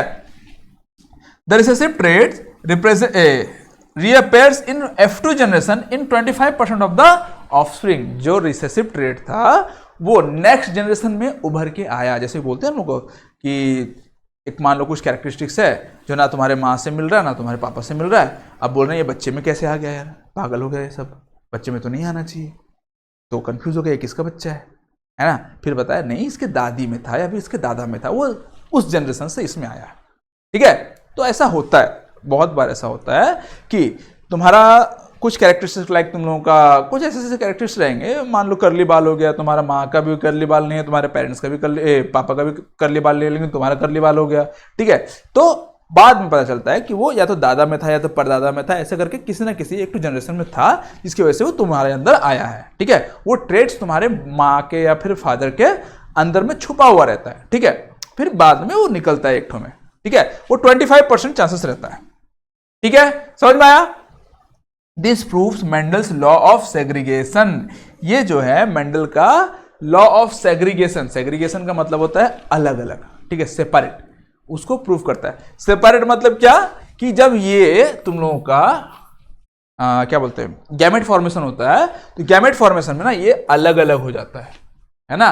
ड्वार्फनेस का तुम लोगों का एलील और तुम लोगों का टॉलनेस का एलील वो अलग अलग हो जाते हैं, फिर अलग अलग सेपरेटली वो लोग कंबाइन करते हैं, ठीक है। कोई बात नहीं, आगे पूरा अच्छे से इसके बारे में भी पढ़ेंगे हम लोग, पढ़ेंगे क्या, यही तो है इसका यार, सेग्रीगेशन, लॉ ऑफ सेग्रीगेशन, ठीक है। तो उसका स्टेटमेंट अलग से देखेंगे। चलो समझ में आया वाला। चलो नेक्स्ट देखते हैं हम लोग डाई हाइब्रिड क्रॉस। इसको स्पेशली अच्छे से समझना, ये बहुत इंपॉर्टेंट है, ठीक है। इससे मेनली क्वेश्चन आता है, अच्छे से क्वेश्चन बनता है, लॉन्ग क्वेश्चन तो पक्का बनता है इससे, ठीक है। कैसे बनता है देखो, डाई हाइब्रिड क्रॉस मैंने बताया था, दो अलग अलग कैरेक्टरिस्टिक्स होंगे, दो अलग अलग ट्रेड्स होंगे, जिसको हम लोग कॉन्ट्रास्टिंग ट्रेड्स, जिसको हम लोग क्रॉस करवाएंगे। क्रॉस में क्या रिजल्ट आएगा, कैसे आएगा, वो सब चीज हम लोग देखेंगे, ठीक है। Dihybrid cross is a genetic cross between two parents differing in two contrasting traits. It helps to study inheritance of two traits simultaneously. दो अलग अलग ट्रेड्स अगर रहते हैं तो जो नया हम लोग का जनरेशन होगा, फर्स्ट जनरेशन होगा, सेकंड जनरेशन होगा, उसमें कैसे कैसा फिनोटाइप आएगा, कैसा कैसा जीनोटाइप आएगा, कैसा कैरेक्टरिस्टिक्स शो करेगा, वो चीज हम लोगों को देखना है, ठीक है। समझ में आया? अब एग्जांपल्स देख लो। ट्रेड स्टडीड, जो हम लोग ट्रेड हम लोग स्टडी करने वाले हैं, ठीक है। तो सीड शेप, जो कि या तो राउंड हो सकता है या तो रिंकल्ड हो सकता है।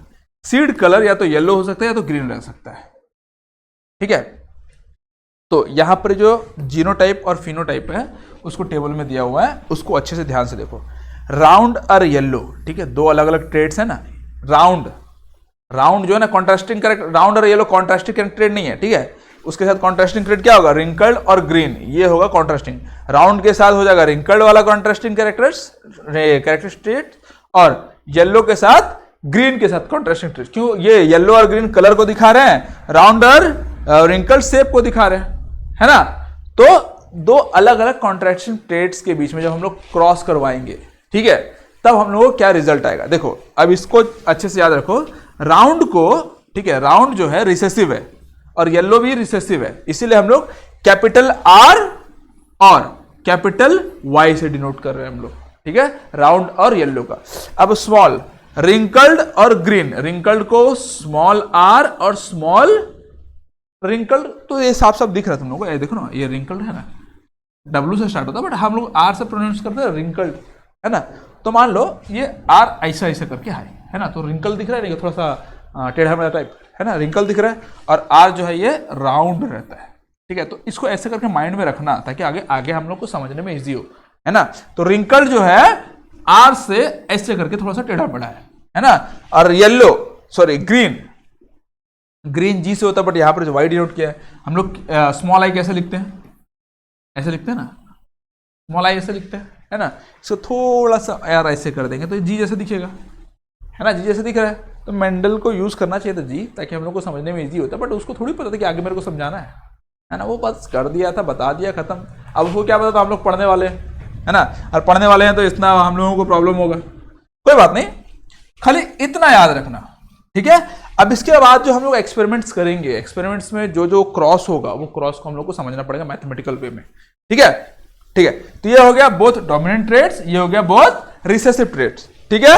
अब फर्स्ट जनरेशन हम लोग जब क्रॉस किए, पहला जब हम लोग क्रॉस किए, तो इन दोनों में से एक जाएगा, इन दोनों में से एक जाएगा, है ना, और इन दोनों में से एक जाएगा, इन दोनों में से एक जाएगा, है ना।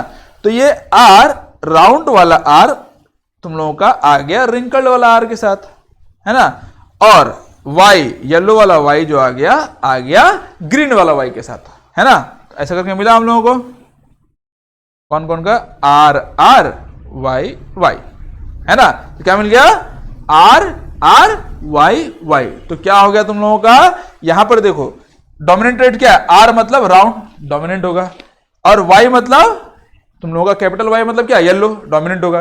तो राउंड और येलो ही होगा, राउंड और येलो जो था वही होगा तुम लोगों का फिनोटाइप और जीनोटाइप बोल लो, ठीक है। तो फिनोटाइप क्या हुआ, राउंड और येलो, जो कि डोमिनेंट ट्रेड था। यहां तक तो हो गया, बहुत इजी था, कुछ खास हार्ड था नहीं। आई थिंक तुम लोगों को बहुत इजीली समझ में आ जाएगा, ठीक है। यहां पे बेटा जो पानी वानी पीना है पी लो, थोड़ा सा रेस्ट लेना ले लो। क्यों? अगर थोड़ा ब्रेन अगर आपका थक गया है, ठीक है, ब्रेन थक गया है, उसके बाद अगर इसको समझने जाओगे तो नहीं समझ पाओगे, ठीक है। तो आराम से 2 मिनट का रेस्ट लो, 2-4 मिनट का, 5 मिनट का रेस्ट ले लो, ज़्यादा नहीं, ठीक है। कुछ थोड़ा सा खाना पीना है, खा लो, पी लो, ठीक है। अब इसके बाद हम लोग, ये थोड़ा सा उलझा हुआ है ना, है इजी, डोंट वरी, बहुत इजी है। अगर आपको थोड़ा सा इतू सा भी मैथ्स मल्टीप्लिकेशन आता है तो आराम से हो जाएगा, है ना, बट थोड़ा समझना पड़ेगा क्योंकि दिख रहा है कचरा, बट है इजी, ठीक है। तो ब्रेन को शांत कर लो, शांत हो गया। अब हम लोग स्टार्ट करते हैं, ठीक है। देखो, अब हम लोगों को क्रॉस करवाना है। पहला क्रॉस हम लोग को मिला ये वाला और ये वाला, दोनों को जब क्रॉस किए हम लोग, ठीक है, येलो राउंड और, सॉरी कॉल आ गया, 1 मिनट छोटा सा, ये कंपनी वाले कभी जीने नहीं देंगे मुझे। साइलेंट मारो इसको, ठीक है। देखो, पहले जब हम लोग क्रॉस किए तो हम लोग को इसका और इसका दोनों को मिक्स होकर क्या मिल गया? राउंड और येलो। अभी हम लोग को देखा था ना, वही है। अब हम लोग इसी का फिर से क्रॉस करेंगे, जैसे कि हम लोग पहले वाले में कराया था। मोनोहाइब्रिड क्रॉस में क्या कहते हैं? पहला जनरेशन करवाए, दूसरा जनरेशन उसी के साथ सेल्फ पोलिनेशन करवा दिए। अब इसी का हम लोगों को सेल्फ पोलिनेशन करवाना है ना। सेल्फ पोलिनेशन का करवाना है हम लोगों को, तो देखो क्या क्या है इसके पास, वाई आर आर आर, है ना, यही तो है सेल्फ पोलिनेशन, यही तो करवाना है।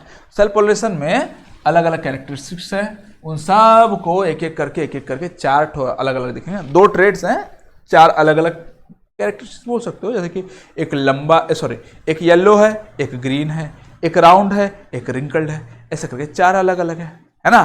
4 को हम लोग ऐसे दो करके हम लोग दिखाएंगे, है ना। जैसे कि यहाँ पर ही बड़ा वाई बड़ा आर, यानी कि yellow and round, round and yellow, yellow और राउंड, ठीक है। यहाँ पर छोटा वाई बड़ा आर, यानी कि छोटा वाई मतलब क्या? स्मॉल आई, स्मॉल वाई यानी कि जी, यानी कि ग्रीन, है ना। ये होगा ग्रीन को रिप्रेजेंट करेगा, ये तुम लोगों का राउंड को रिप्रेजेंट करेगा, ठीक है। ये वाला capital Y small R, capital Y मतलब तुम लोगों का हो गया येलो, और स्मॉल आर मतलब हो गया तुम लोगों का रिंकल्ड, है ना। ये सब चीज रिप्रेजेंट करेंगे। तो ऐसे करके हम लोग अलग अलग करके चारों अलग अलग टाइप का लिख लेते हैं, है ना। तो सबसे पहले क्या लिखेंगे हम लोग? कैपिटल वाई, कैपिटल आर, ठीक है, स्मॉल वाई, सॉरी,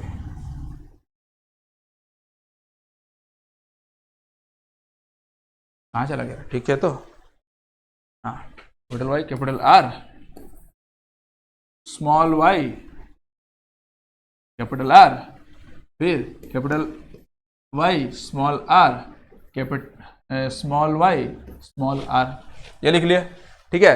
अब यहां पे भी same, capital Y, capital R, ठीक है, स्मॉल वाई, कैपिटल आर, ठीक है, कैपिटल वाई, स्मॉल आर, और स्मॉल वाई, स्मॉल आर, ऐसे 4 लिख लो, ठीक है। सेम टू सेम जो यहां पे है, सेम टू सेम यहां पे भी है, दिख रहा है ना साफ साफ। अब अगर हम लोग इन दोनों को क्रॉस करवाते हैं, है ना, इन दोनों का जब हम लोग क्रॉस करवाए तो हम लोग क्या मिला? सब कैपिटल कैपिटल है ना, तो सबके सब कैपिटल कैपिटल मिलेंगे obviously. Y Y R R मिल गया, ठीक है। अब हम लोग इन दोनों को क्रॉस करवाएंगे, है ना। तो capital Y capital R, sorry, capital Y small Y, capital R, ठीक है। तो capital Y small Y, capital R, ठीक है। अब इन दोनों को क्रॉस करवाएंगे, है ना। तो क्या मिलेगा? Capital Y capital Y, capital Y capital Y, capital R small R, capital R small R. इसको बनाना सीख लो, बहुत जरूरी है, क्योंकि इतना याद करने से किचकिच हो जाएगा, भूल जाओगे, हमेशा 100% गलती करके आओगे। बोलते हैं बहुत सारे लोग कि इसको याद कर लो, बट मैं कभी सजेस्ट नहीं करता इसको याद करो। अरे इसकी एक मतलब ये बड़ा हो गया क्या? बहुत इजी सा है, बिल्कुल टफ नहीं है। इसको याद करके अपना टाइम वेस्ट मत करना।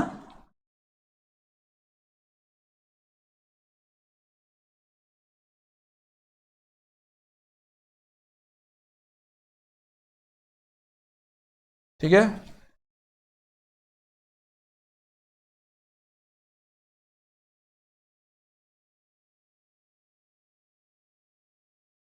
ठीक है, परफेक्ट शेप में है।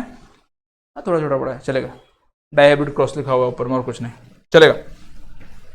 तो याद करने की गलती मत करना इसको, ठीक है। इसको थोड़ा छोटा कर देता हूं, क्या था चीज के साथ ना कैपिटल, अरे यार क्या हो गया,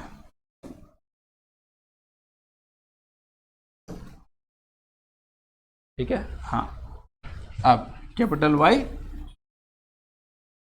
स्मॉल वाई कैपिटल आर, ठीक है। अब इनको इनके साथ क्रॉस करेंगे, ठीक है। तो capital Y capital R small R, इनको इनके साथ हम लोग क्रॉस करेंगे, तो कैपिटल वाई स्मॉल वाई, ठीक है, कैपिटल आर स्मॉल आर, ठीक है। सिंपल मल्टीप्लिकेशन है, कोई बहुत टफ नहीं है, आराम से इसको देखो, ठीक है। बहुत इजी है ये वाला, सिर्फ और सिर्फ क्रॉस मल्टीप्लिकेशन, सॉरी मल्टीप्लिकेशन करते जाना एक के साथ एक को, और कुछ नहीं। अब वाई पहले लिखा है, कई जगह में वाई की जगह आर पहले लिखता है, तो जैसा तुम्हारा मन, पहले आर लिखना है पहले तो आर लिख लो, पहले वाई लिखना है तुमको पहले वाई लिख लो, है ना। यही सिर्फ दिया हुआ है। जब इसका पूरा का पूरा क्रॉस करते हैं हम लोग, देखो एक क्लियरली मैं लिख दिया हूं, बाकी तरह समझा दे रहा हूं, ठीक है। अब देखो small Y capital R, small Y capital R, दोनों को एक साथ लिख दिया हुआ है, पहले वाई लिख लो, लेकिन स्मॉल वाई और कैपिटल आर होना चाहिए, ठीक है। फिर कैपिटल आर, है ना। फिर यहां से ऐसा दिया हुआ है तुम लोगों का वाई वाई, फिर आर आर, फिर यहां से इसका दिया हुआ है वाई और Y, capital Y small Y, है ना। फिर कैपिटल आर और स्मॉल आर, ऐसे करके पूरा का पूरा मल्टीप्लिकेशन किया हुआ है, ठीक है। ये मल्टीप्लिकेशन समझ में आ रहा है आप लोगों को, ठीक है। नहीं आ रहा है फिर से देखो, ठीक है, बहुत इजी है। और ये मैं बता रहा हूं, अगर आपको समझ में नहीं आया तो सिर्फ और सिर्फ इसलिए नहीं आएगा क्योंकि आपका ब्रेन थोड़ा थक गया है, उसको थोड़ा सा रेस्ट दो, फिर से करो, बहुत इजी है ये, सिर्फ और सिर्फ सिंपल क्रॉस है। ये क्रॉस करने के बाद आप लोगों को दिखेगा, ठीक है, जो डोमिनेंट ट्रेड्स है ना वो ही शो करेंगे, फिनोटाइप जो है ना, मतलब कि फिजिकल अपीयरेंस, वही दिखेगा जो डोमिनेंट ट्रेड्स हैं, ठीक है। मैं मल्टीप्लिकेशन कैसे किया हूं वो आपको मैंने बता दिया। अब मैं इसमें से चुन चुन के निकालता हूं जो डोमिनेंट ट्रेड्स है, ठीक है। जैसे कि देखो यहाँ पे डबल वाई डबल आर है, दोनों के दोनों डोमिनेंट्स है ना। वाई मतलब येलो, आर कैपिटल आर मतलब round, capital Y yellow capital R round, ठीक है। तो देखो ये जो बीज है, जो सीड है, वो राउंड भी है और येलो भी है ना। वही इधर एक ट्रेड पकड़ते हैं हम लोग, ये वाला देख लो, कैपिटल वाई स्मॉल आर, है ना। तो कैपिटल वाई जो है वो डोमिनेंट है, क्यों, येलो है ना। तो देखो कलर येलो है ना। और स्मॉल आर जो है वो रिंकल्ड है ना। तो इसका शेप रिंकल्ड है। ये थोड़ा सा इसके ऊपर और एक बताता हूं मैं, देखो जैसे कि तुम लोगों का ये देखो, ये तीन अलग अलग है ना। स्मॉल वाई किसके लिए होता है, जी, ग्रीन के लिए, है ना। और यहां पे कैपिटल आर और स्मॉल आर है, तो यहां पर देखो येलो कलर तो है ही नहीं, है ना। क्यों, क्योंकि यहां पे येलो तो है ही नहीं ना, तो रिसेसिव ट्रेड शो कर दिया। रिसेसिव क्या है तुम लोगों का वाई। अब यहां पे येलो का कुछ पार्ट होना चाहिए तभी तो येलो शो करेगा, डोमिनेट करेगा, येलो का कोई पार्ट ही नहीं है ना। इसीलिए ये रिसेसिव जो है वाई जो है तुम लोगों का स्मॉल वाई, जो जी को रिप्रेजेंट करता है, लेकिन ग्रीन को रिप्रेजेंट करता है, तो ये वाला जो ट्रेड है ये ग्रीन हो गया, ये जो शेप है, सॉरी इसका जो कलर है वो ग्रीन हो गया, और इसका जो शेप है वो राउंड हो गया, क्यों, यहां पे कैपिटल आर है ना। अब इसमें से हम लोग पकड़ लेते हैं इसको, यहां पर देखो चारों है ना। कैपिटल वाई है, स्मॉल वाई है, कैपिटल आर है, स्मॉल आर है, ठीक है। बट यहां पे कैपिटल वाई डिनोट करता है येलो को, और कैपिटल आर डिनोट करता है राउंड को। दोनों के दोनों डोमिनेंट ट्रेड्स हैं, ठीक है, या फिर एल बोल दो, डोमिनेंट एल बोल लो। और यहां पे स्मॉल वाई और स्मॉल आर जो है, ठीक है, दोनों के दोनों तुम लोग का रिसेसिव ट्रेड्स बोल सकते हो, रिसेसिव एलिमेंट्स बोल सकते हो, है ना।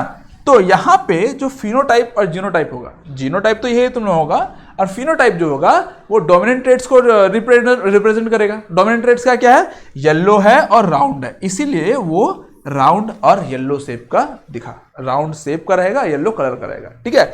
ऐसे करके सारा का सारा तुम चेक कर सकते हो। तो ये पूरा का पूरा जब वो चेक किया, वो पूरा का पूरा जब एक्सपेरिमेंट किया, कौन, तुम लोगों का मेंडल, जब एक्सपेरिमेंट किया तो देखा कि नॉट हो जो है तुम लोगों का कंप्लीटली राउंड और येलो शेप में दिख रहे हैं। शेप है तुम लोगों का राउंड और कलर है तुम लोगों का येलो कंप्लीटली, ठीक है।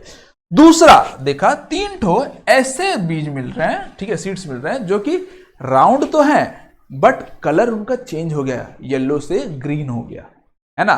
फिर और 3 ठो जो हैं वो जो हैं येलो हैं, येलो कलर शो कर रहा है, ठीक है, उसका क्या बोलते हैं डोमिनेंट ट्रेड जो है येलो, ठीक है, वो शो कर रहा है, बट उसका शेप जो है वो रिंकल्ड हो जा रहा है, और सिर्फ एक है ऐसा, ठीक है, जो कि पूरा का पूरा रिंकल्ड है और ग्रीन है, ठीक है, ऐसे करके शो कर रहा है। तो ये इसका फिनोटाइप होता है, ठीक है। जीनोटाइप तो ये पूरा का पूरा जीनोटाइप लिखोगे, अलग अलग जीनोटाइप, है ना। तो यहां पर स्पेशली फिनोटाइप याद रखना, जीनोटाइप ये है थोड़ा सा किचकिच दिखेगा तुम लोगों को, और क्या अलग अलग गैमेट्स दिखेगा, इन दोनों के बीच में क्रॉस दिखा, जीनोटाइप उतना जरूरी नहीं होता। यहाँ पर फिनोटाइप स्पेशली याद रखना 9331 होता है, ठीक है, ये वाला रेशियो, फिनोटाइपिक रेशियो, ठीक है। 3 ठो राउंड येलो मिलेगा, सॉरी 9 ठो राउंड येलो मिलेगा, 3 ठो तुम लोगों का राउंड ग्रीन मिलेगा, 3 ठो रिंकल्ड येलो मिलेगा, और 1 ठो रहेगा जो रिंकल्ड और ग्रीन मिलेगा, ये पूरा का पूरा क्रॉस, ठीक है, समझ में आया। चलो इसको अगर नहीं समझ आया फिर से देखना, रेस्ट लेके देखना, इसको जैसे भी करके समझना, ठीक है।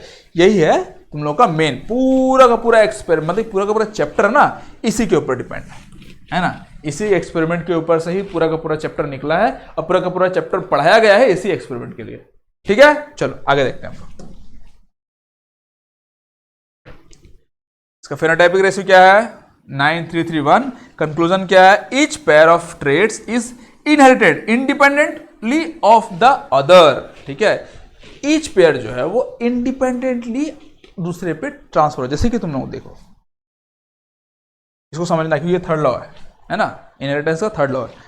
मान लो अब यहां पे था येलो और तुम लोगों का था राउंड, है ना, और यहां पे आया तुम लोगों का येलो और राउंड, ये नहीं समझ में आएगा, ये वाला देखते हैं, ग्रीन और राउंड है ना, और यहां पे है तुम लोगों का ग्रीन, सॉरी हाँ green and round, green and round, ये भी ग्रीन एंड राउंड हो गया, ये येलो और राउंड हो गया, ये ग्रीन है ये राउंड है, ये येलो है और रिंकल्ड है। अरे सिंपल सी बात है यार, जैसे कि तुम लोगों का एक ट्रेड है जो कि एक दूसरे पर डिपेंड नहीं करता, लाइक तुम लोगों का यहां पे है, आया है येलो हो गया है और राउंड हो गया है, लेकिन यहां तो बोला है ग्रीन है वाई, तो उस पर डिपेंड नहीं कर रहा है। जैसे कि यहां पर तुम लोग को इसको अच्छे से समझ पाओगे, छोड़ो इसको समझाने के लिए है, ठीक है, ये देखो थर्ड लॉ जो है, थर्ड लॉ समझाने के लिए मैंने दिया हुआ है पिक्चर्स, वहां अच्छे से समझ पाओगे, ठीक है, ये पिक्चर दिया हुआ है थर्ड लॉ समझाने के लिए, इसको मैं अच्छे से वहां पर समझाता हूं, ठीक है। यहां पर इसको खत्म करते हैं, पहले इधर ज़्यादा समझाऊंगा, वही तुम लोगों का सेप वगैरह में कंफ्यूजन बहुत ज़्यादा होगा, तुम लोगों को ह्यूमन का एग्जांपल देके बहुत अच्छे से समझ पाओगे, डोंट वरी, ठीक है। यहां पर समझ लो each pair of traits is independent, ठीक है, inherited independently of the other, दूसरे के ऊपर डिपेंड नहीं करता, वो इंडिपेंडेंटली उसमें शो करता है, इतना खाली इसको जान लो, ठीक है। इसको याद भी करने की जरूरत नहीं, खाली जान लो, क्योंकि थर्ड लॉ में पढ़ाऊंगा अभी, थर्ड लॉ में अच्छे से एग्जांपल देके, ह्यूमन का एग्जांपल देके अच्छे से बताऊंगा, ठीक है। ये सब एग्जांपल तुमको बहुत कंफ्यूजन होगा भाई, मैं खुद कंफ्यूज हो जा रहा हूं उसमें, है ना, तो तुम तो और कंफ्यूज हो गए, ठीक है। तो ह्यूमन का एग्जाम्पल देकर अच्छे समझ पाओगे, ऐसा नहीं कि मैं कंफ्यूज हूं, मैं समझाऊं कैसे उस पर कंफ्यूज हुआ, ठीक है, कि तुम लोगों को समझ में आया अच्छे से, तो वो समझाने के लिए मैंने अच्छे से एग्जांपल लिया हुआ है। चलो, this proves Mendel's law of independent assortment, ठीक है, ये खाली इतना याद रख लो कि जो है पूरा का पूरा थर्ड लॉ को रिप्रेजेंट करता है, ठीक है, ये प्रूफ करता है थर्ड लॉ को। चलो आगे हम लोग देखते हैं सबसे पहला law, Mendel's 3 laws of inheritance. Mendel जो थे 3 तो लॉ दिए थे इनहेरिटेंस का, पी प्लांट पे एक्सपेरिमेंट किए थे, ठीक है, जिसको हम लोग पाइसम सटाइवम बोलते हैं, ठीक है, पी प्लांट का साइंटिफिक नेम पाइसम सटाइवम, ठीक है।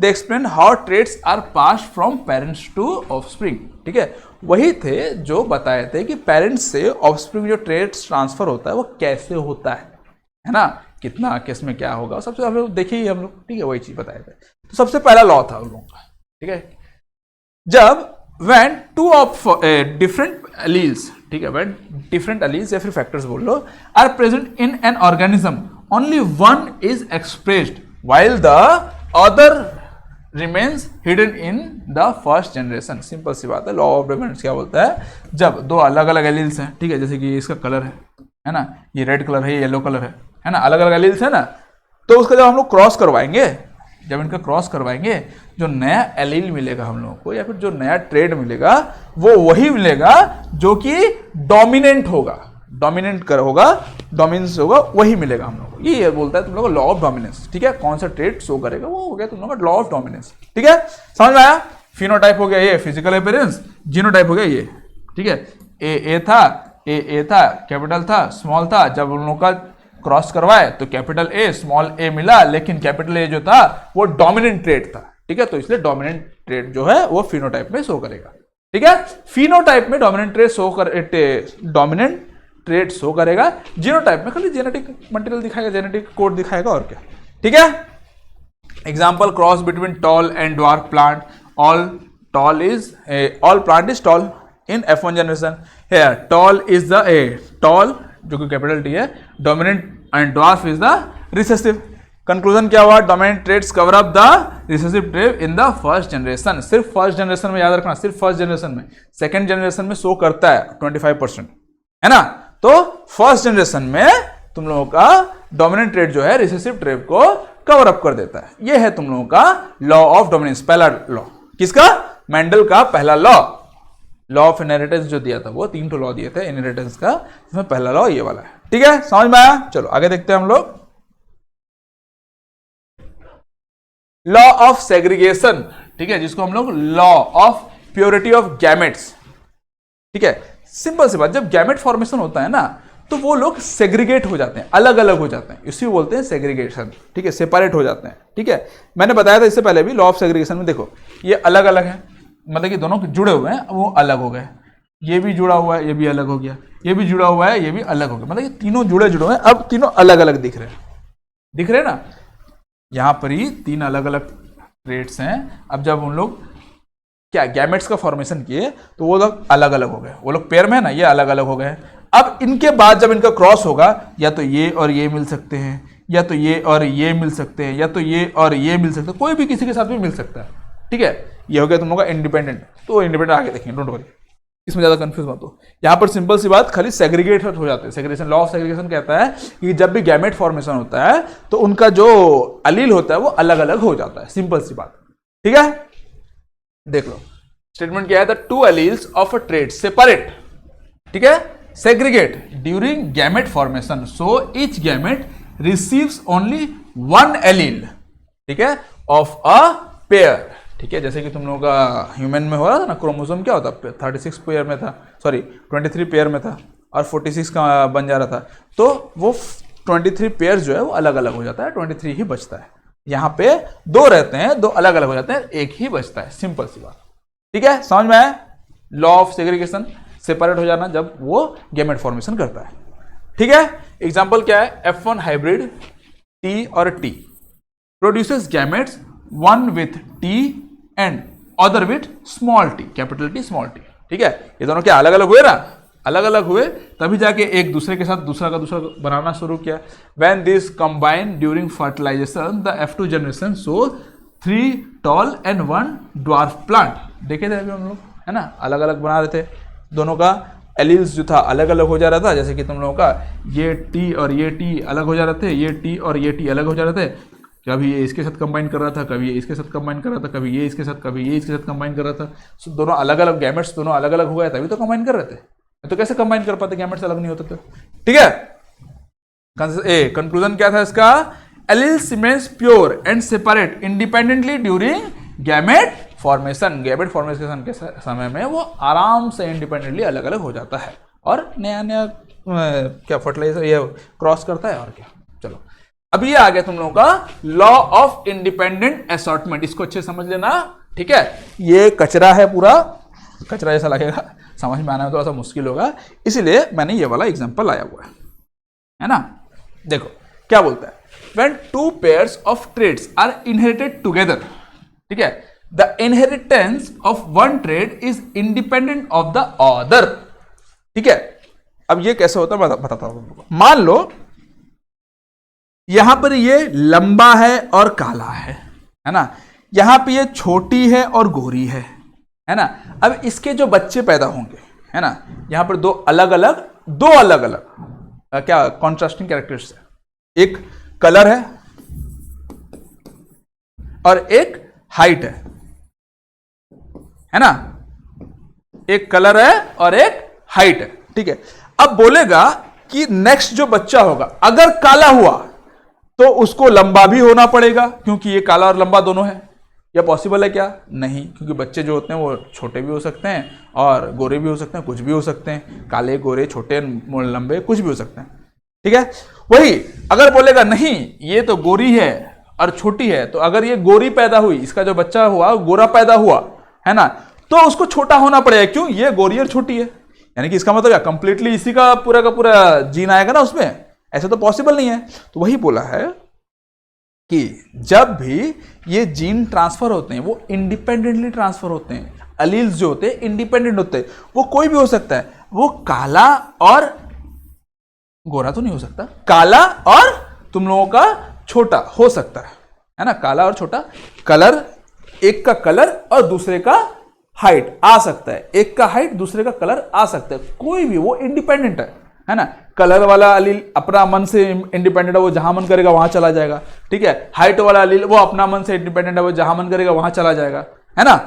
तो ये है इंडिपेंडेंस, लॉ ऑफ असॉर्टमेंट, मतलब इंडिपेंडेंट क्या बोलते हैं, लॉ ऑफ इंडिपेंडेंट असॉर्टमेंट, ये है तुम लोगों को बताता है, ठीक है। वही चीज बताया यहाँ पे, उसका मन करेगा येलो है तो येलो में जाएगा, उसका मन करेगा अगर रिंकल्ड में तो रिंकल्ड में जाएगा, ऐसा करके होता है, ठीक है। उसका जो मन करे, वो इंडिपेंडेंट है पूरा, येलो कलर पूरा इंडिपेंडेंट है, वो जहां मन करेगा वहां जाएगा, है ना। रिंकल्ड कलर, रिंकल्ड जो है शेप, उसका पूरा इंडिपेंडेंट है, वो जहां मन करेगा जाएगा। ऐसा नहीं बोलेगा कि भाई मैं ग्रीन के साथ आया था, रिंकल्ड क्या ग्रीन के साथ आया ना, है ना, ऐसा नहीं बोलेगा मैं ग्रीन के साथ आया था, मैं ग्रीन के साथ ही जाऊंगा, मैं जहां रहूंगा अगर मैं रिंकल्ड रहा तो मैं ग्रीन भी रहूंगा, ऐसा नहीं बोल सकता, है ना। वो रिंकल्ड और ग्रीन, रिंकल्ड और येलो भी हो सकता है, ग्रीन और रिंकल्ड भी हो सकता है, कुछ भी हो सकता है, ठीक है। समझ में आया क्या चीज हुआ? तो यही बोला है when two pairs of traits are inherited together, दो अलग अलग ट्रेट का पेयर्स, जैसे कि यहां पर ही काला और लंबा, दो अलग अलग ट्रेट्स है ना, एक काला जो कि कलर को रिप्रेजेंट करता है, एक लंबा जो हाइट को रिप्रेजेंट करता है, दो अलग अलग ट्रेट्स है ना। जब वो इनहेरिट होगा अपने बच्चे पे, the inheritance of the trait is independent of the other, ठीक है, वो इंडिपेंडेंट है, ऐसा नहीं है कि कलर है और हाइट है, मतलब कि काला और लंबा वो जुड़े हुए हैं, वो अलग अलग है ना। मान लो काला को रिप्रेजेंट करता है तुम लोगों का के, और हाइट को रिप्रेजेंट क्या बोलते हैं, लंबा, टॉलनेस को रिप्रेजेंट करता है टी, ठीक है। दोनों एक साथ ट्रांसफर नहीं होंगे, वो के और फेयर भी हो सकते, के और ड्वार्फ भी हो सकता है, के डी, है ना, कुछ भी हो सकता है, वो ये पूरा का पूरा फॉर्मूला से पता चलता है, ठीक है, कौन कितना होगा, बट एक दूसरे से इंडिपेंडेंट है, उससे जरूरी नहीं है साथ में रहेंगे, इतना खाली जान लो, ठीक है। समझ में आया? चलो आगे बढ़ते हैं हम लोग। अच्छा, इसका कंक्लूजन वगैरह नहीं दिखा ना, example Mendel cross round yellow, ये पूरा का पूरा इसका एग्जांपल है, ठीक है। जीनोटाइप रेशियो 3:8, 9, 3, 3, 1, ये याद रख लेना, ठीक है। Traits of different characters are inherited independently, खत्म। लास्ट टॉपिक तुम लोगों का सेक्स डिटर्मिनेशन, ठीक है। जब हमारे जो बच्चे पैदा होते हैं, एक मेल रहता है एक फीमेल रहता है ना, जब उनके बीच में क्रॉस होता है, सेक्सुअल प्रोडक्शन होता है, ठीक है, तो जो बच्चे पैदा होते हैं वो लड़का होगा या लड़की होगी, ठीक है, वो सेक्स डिटर्मिनेशन आज हम लोग जानेंगे, ठीक है। हाँ, तुम लोग जान सकते हो लेकिन पता नहीं कर सकते, ठीक है, वो अंदर अंदर होते रहेगा और बाद में पता चलता है, ठीक है। इन ह्यूमन हैज 46 क्रोमोसोम, आप लोगों को पता है, तब से मैं चिल्ला के बोल रहा हूँ 46 क्रोमोसोम होता है, 46 क्रोमोसोम होता है, आउट ऑफ 22 पेयर्स, ठीक है, 46 यानी 23 पेयर्स, ठीक है, 23 पेयर्स होते हैं। 22 पेयर्स से कोई मतलब नहीं है हम लोग को, लेकिन 23 एक पेयर ऐसा होता है जो कि सेक्स डिटरमाइन करता है, ठीक है, एक पेयर ही है जो बताता है कि कौन सा, मतलब कि मेल होगा या जो बच्चा पैदा होगा वो मेल होगा या फीमेल होगा, ठीक है। पेयर्स आर ऑटोसोम्स, ठीक है, कंट्रोल्स बॉडी ट्रेट्स, बॉडी का ट्रेट्स को वो बताता है, हाथ बनाएगा, पैर बनाएगा, बाल बनाएगा, सब सेम ही रहते हैं ना, फीमेल और मेल में दोनों सेम रहते हैं, बट एक ही है जो अलग अलग रहते हैं, वो one pair is sex chromosome they decide the sex of the individual, वो डिसाइड करता है कि नेक्स्ट जो इंडिविजुअल होगा उसका सेक्स क्या होगा, या मेल होगा या फीमेल होगा। ठीक है, अब कैसे होता है देखो, सेक्स मेल या फीमेल होगा। ठीक है, क्रोमोसोम पेयर, मेल में जो ना दो अलग अलग क्रोमोसोम्स होते हैं। ठीक है, एक एक्स रहता है एक वाई रहता है, हमेशा पेयर में रहता है ना, ऑब्वियसली हमेशा पेयर में रहते हैं, तो एक एक्स रहता है एक वाई। फीमेल में कंपल्सरी दोनों में एक्स ही रहेंगे, है ना। देखो यहां ये एग है ना, एग में एक्स क्रोमोसोम ही रहेगा, ये कंपल्सरी है। बट वाई जो है, सॉरी स्पर्म जो रहता है ना, अलग अलग क्रोमोसोम, मिलियंस ऑफ स्पर्म रहते हैं। बहुत सारे स्पर्म वाई क्रोमोसोम के रहते हैं, बहुत सारे स्पर्म एक्स क्रोमोसोम के रहते हैं, है ना। तो अगर एक्स से एक्स फर्टिलाइज हो गया, एक्स क्रोमोसोम मतलब कि एक्स तुम लोगों का क्या बोलते हैं, स्पर्म, एक्स क्रोमोसोम वाला स्पर्म आया और एग में फर्टिलाइज हुआ, है ना, तो मिलेगा तुम लोगों को गर्ल, है ना, एक्स एक्स। और वाई क्रोमोसोम वाला स्पर्म अगर एग में फर्टिलाइज हुआ तुम लोगों को मिलेगा बॉय। खत्म, इतना ऐसा है। ठीक है, how sex determine, female X X produces one type of egg जो कि हम लोग होता है X chromosome, male produces Y type of X Y produces two type of sperm जो कि होता है 50% एक्स एंड 50% वाई। ठीक है, फर्टिलाइजेशन होता है if a sperm with X chromosome fertilise the egg, X X girl मिल जाएगा, है ना। If the sperm with X chromosome fertilise the egg, Y chromosome fertilise the egg, X Y boys मिल जाएगा। सिंपल सी बात है, इतना लंबा चौड़ा बहुत चाटने वाला काम है। सिंपल सी बात याद रखना, फीमेल में हमेशा जो एग सेल रहता है उसमें सिर्फ और सिर्फ एक्स क्रोमोसोम ही रहते हैं। मेल का जो स्पर्म रहता है वो दो अलग अलग टाइप का स्पर्म बनता है। एक स्पर्म में कंप्लीटली वाई क्रोमोसोम रहेगा, एक कंप्लीटली नहीं मतलब एक पेयर जो रहेगा, ठीक है, तुम लोगों का एक्स क्रोमोसोम रहेगा, एक पेयर रहेगा जो तुम लोगों का वाई क्रोमोसोम रहेगा। जब वाई वाला स्पर्म एक्स के साथ मिल जाएगा तो मेल बना दिया, एक्स वाला एक्स के साथ मिल गया तो फीमेल बना दिया, खत्म। इतना ही सा रहता है। इसीलिए हम लोग बोलते हैं, याद रखना, कि सेक्स डिटरमिनेशन जो होता है तुम लोगों का वो फादर के ऊपर डिपेंड करता है। ठीक है, फादर ही है जिसका स्पर्म पे डिपेंड करता है जो नेक्स्ट जो बच्चा होगा वो मेल होगा या फीमेल होगा। ठीक है, समझ में आया? यही चीज दिया हुआ है, कुछ नहीं, खत्म। अब इसको खत्म करते हैं, यहाँ पर तुम्हारा चैप्टर कंप्लीट हुआ। अब कुछ छोटे छोटे क्वेश्चंस देख लेते हैं, ठीक है, ताकि आपको पता चल जाए ये चैप्टर आपको समझ में आया है नहीं आया। अगर नहीं आया तो फिर से थोड़ा सा देख सकते हो। ठीक है, चलो आगे देखते हैं हम लोग। चलो, the transmission of characters from parents to offspring is called obviously heredity, है ना। The study of heredity and variation is known as, heredity में क्या पढ़ते हैं, जीन्स के बारे में पढ़ते हैं, जेनेटिक्स, वही तो है यार हेरिडिटी, है ना। Who is known as the father of genetics? Mendel, Mendel चचा। Mendel conducted his experiment on, किसके ऊपर किए थे? पी प्लांट, है ना, पाइसम सटाइवम जिसका नाम था साइंटिफिक नेम। मटर गश्ती खुली सड़क पे। Which of the following traits was not studied by Mendel? इसमें से कौन सा मेंडल स्टडी नहीं किया था? सीड शेप किया था, सीड कलर किया था, लीफ कलर, है ना, ये होगा। लीफ का कलर स्टडी नहीं किया था, प्लांट हाइट तो किया था। The alternative form of a gene are called allele. Allele ही था ना, जीन को एलील ही मतलब कि एलील एक पार्ट ऑफ जीन ही एक टाइप से, है ना। The physical appearance of an organism is known as phenotype. The genetic constitution of an organism is called, genetic वाला क्या था? जीनोटाइप, है ना। चलो आगे देखते हैं हम लोग। When both allele is in a pair are identical, the organism is, organism को क्या बोलेंगे हम लोग? होमोजाइगस, है ना, दोनों एलील अगर सेम रहता है तो।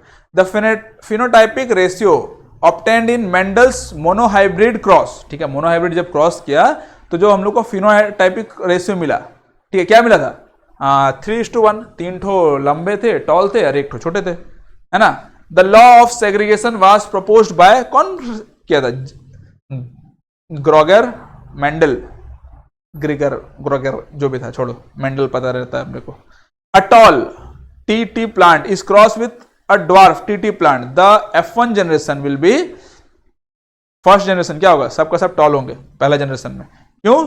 टी जो है डोमिनेंट ट्रेट का है। ठीक है, नेक्स्ट देखते हैं हम लोग। The F2 generation of monohybrid cross shows 3 ठो डोमिनेंट रहेगा, 1 ठो रिसेसिव रहेगा. The dihybrid phenotypic ratio obtained by Mendel is dihybrid डाई का रहेगा ना डबल वाला, ठीक है. तो वो फिनोटाइपिक रेशियो क्या था 9331, ठीक है. Which of the following carries hereditary information, कौन कैरी करता है? डीएनए. अगर जीन है तो डीएनए बोलते हैं, तो जीन डीएनए में ही रहता है ना जीन. तो the functional unit of heredity, heredity का फंक्शनल यूनिट क्या है? जीन है ना. चलो आगे देखते हैं हम लोग. Genes are located on, genes कहां लोकेट करता है बाबू? क्रोमोसोम में लोकेट करता है ना. क्रोमोसोम क्योंकि डीएनए से बना हुआ होता है. The number of chromosome in human sperm, sperm में कितना रहता है? 23 रहता है ना. The number of chromosome in a human body cell, body cell में कितना रहता है? 46 रहता है. 23 पेयर बोल लो या 46 बोल लो, है ना. Which of the following determines the sex of a child, कौन डिटरमाइन करता है? फादर, पप्पा. पप्पा डिटरमाइन करते हैं बेटा कि तुम लड़का हो गए या लड़की हो गए, है ना. Which chromosome combination represents a female, कौन सा कॉम्बिनेशन फीमेल को रिप्रेजेंट करता है? XX, तुम्हारी X जो है ना वो XX से बनी हुई है, इसीलिए वो X हो जाती है ना. Which chromosome combine represent a male? XY, है ना. Variations are important because they make organism identical, helps in evolution, evolution में हेल्प करता है वेरिएशन, ठीक है. Inherited traits are controlled by, किसके थ्रू कंट्रोल होता है? ऑब्वियसली जीन के थ्रू है ना. इनहेरिटेड ट्रेट जो रहता है क्या रहेगा? नहीं रहेगा, वो जीन्स के थ्रू ही कंट्रोल होता है. जीन ही ट्रांसफर करता है तुम लोगों का सारा चीज, इंफॉर्मेशन. एक्वायर्ड ट्रेट्स आर, क्या है एक्वायर्ड ट्रेट्स बाबा? Pass to generation, next generation. No, not inherited, inherited नहीं होगा, ठीक है. The appearance of new traits in an organism is called, new trait जब अपेयरेंस होगा उसको हम लोग वेरिएशन बोलते हैं, ठीक है. नया ट्रेड आया ना उसमें.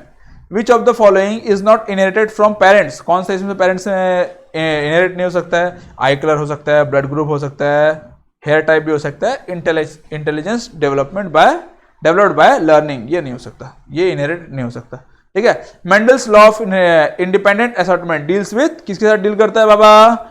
2 और मोर पेयर्स ऑफ जीन्स, हाँ ये होगा. 2 और मोर पेयर ऑफ जीन्स जब इनहेरिट करते हैं तो वो इंडिपेंडेंट होते हैं एक दूसरे से. चलो, the XX and XY mechanism of sex determination occurs in human. XX होगा गर्ल, XY होगा बॉय.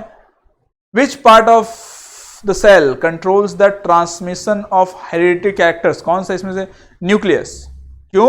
न्यूक्लियस के अंदर रहता है तुम लोगों का क्रोमोसोम, क्रोमोसोम बना होता है डीएनए से, डीएनए के अंदर होता है जीन, और एक स्पेसिफिक जीन को हम लोग बोलते हैं एलील. बाप रे, इतना छोटा, इतना सब कुछ. छोड़ो, इतना हुआ, आशा किया, कोशिश किया आपको अच्छे समझाने का. आई थिंक समझ में आना भी चाहिए, फिर भी जैसा आपको लगे. धन्यवाद.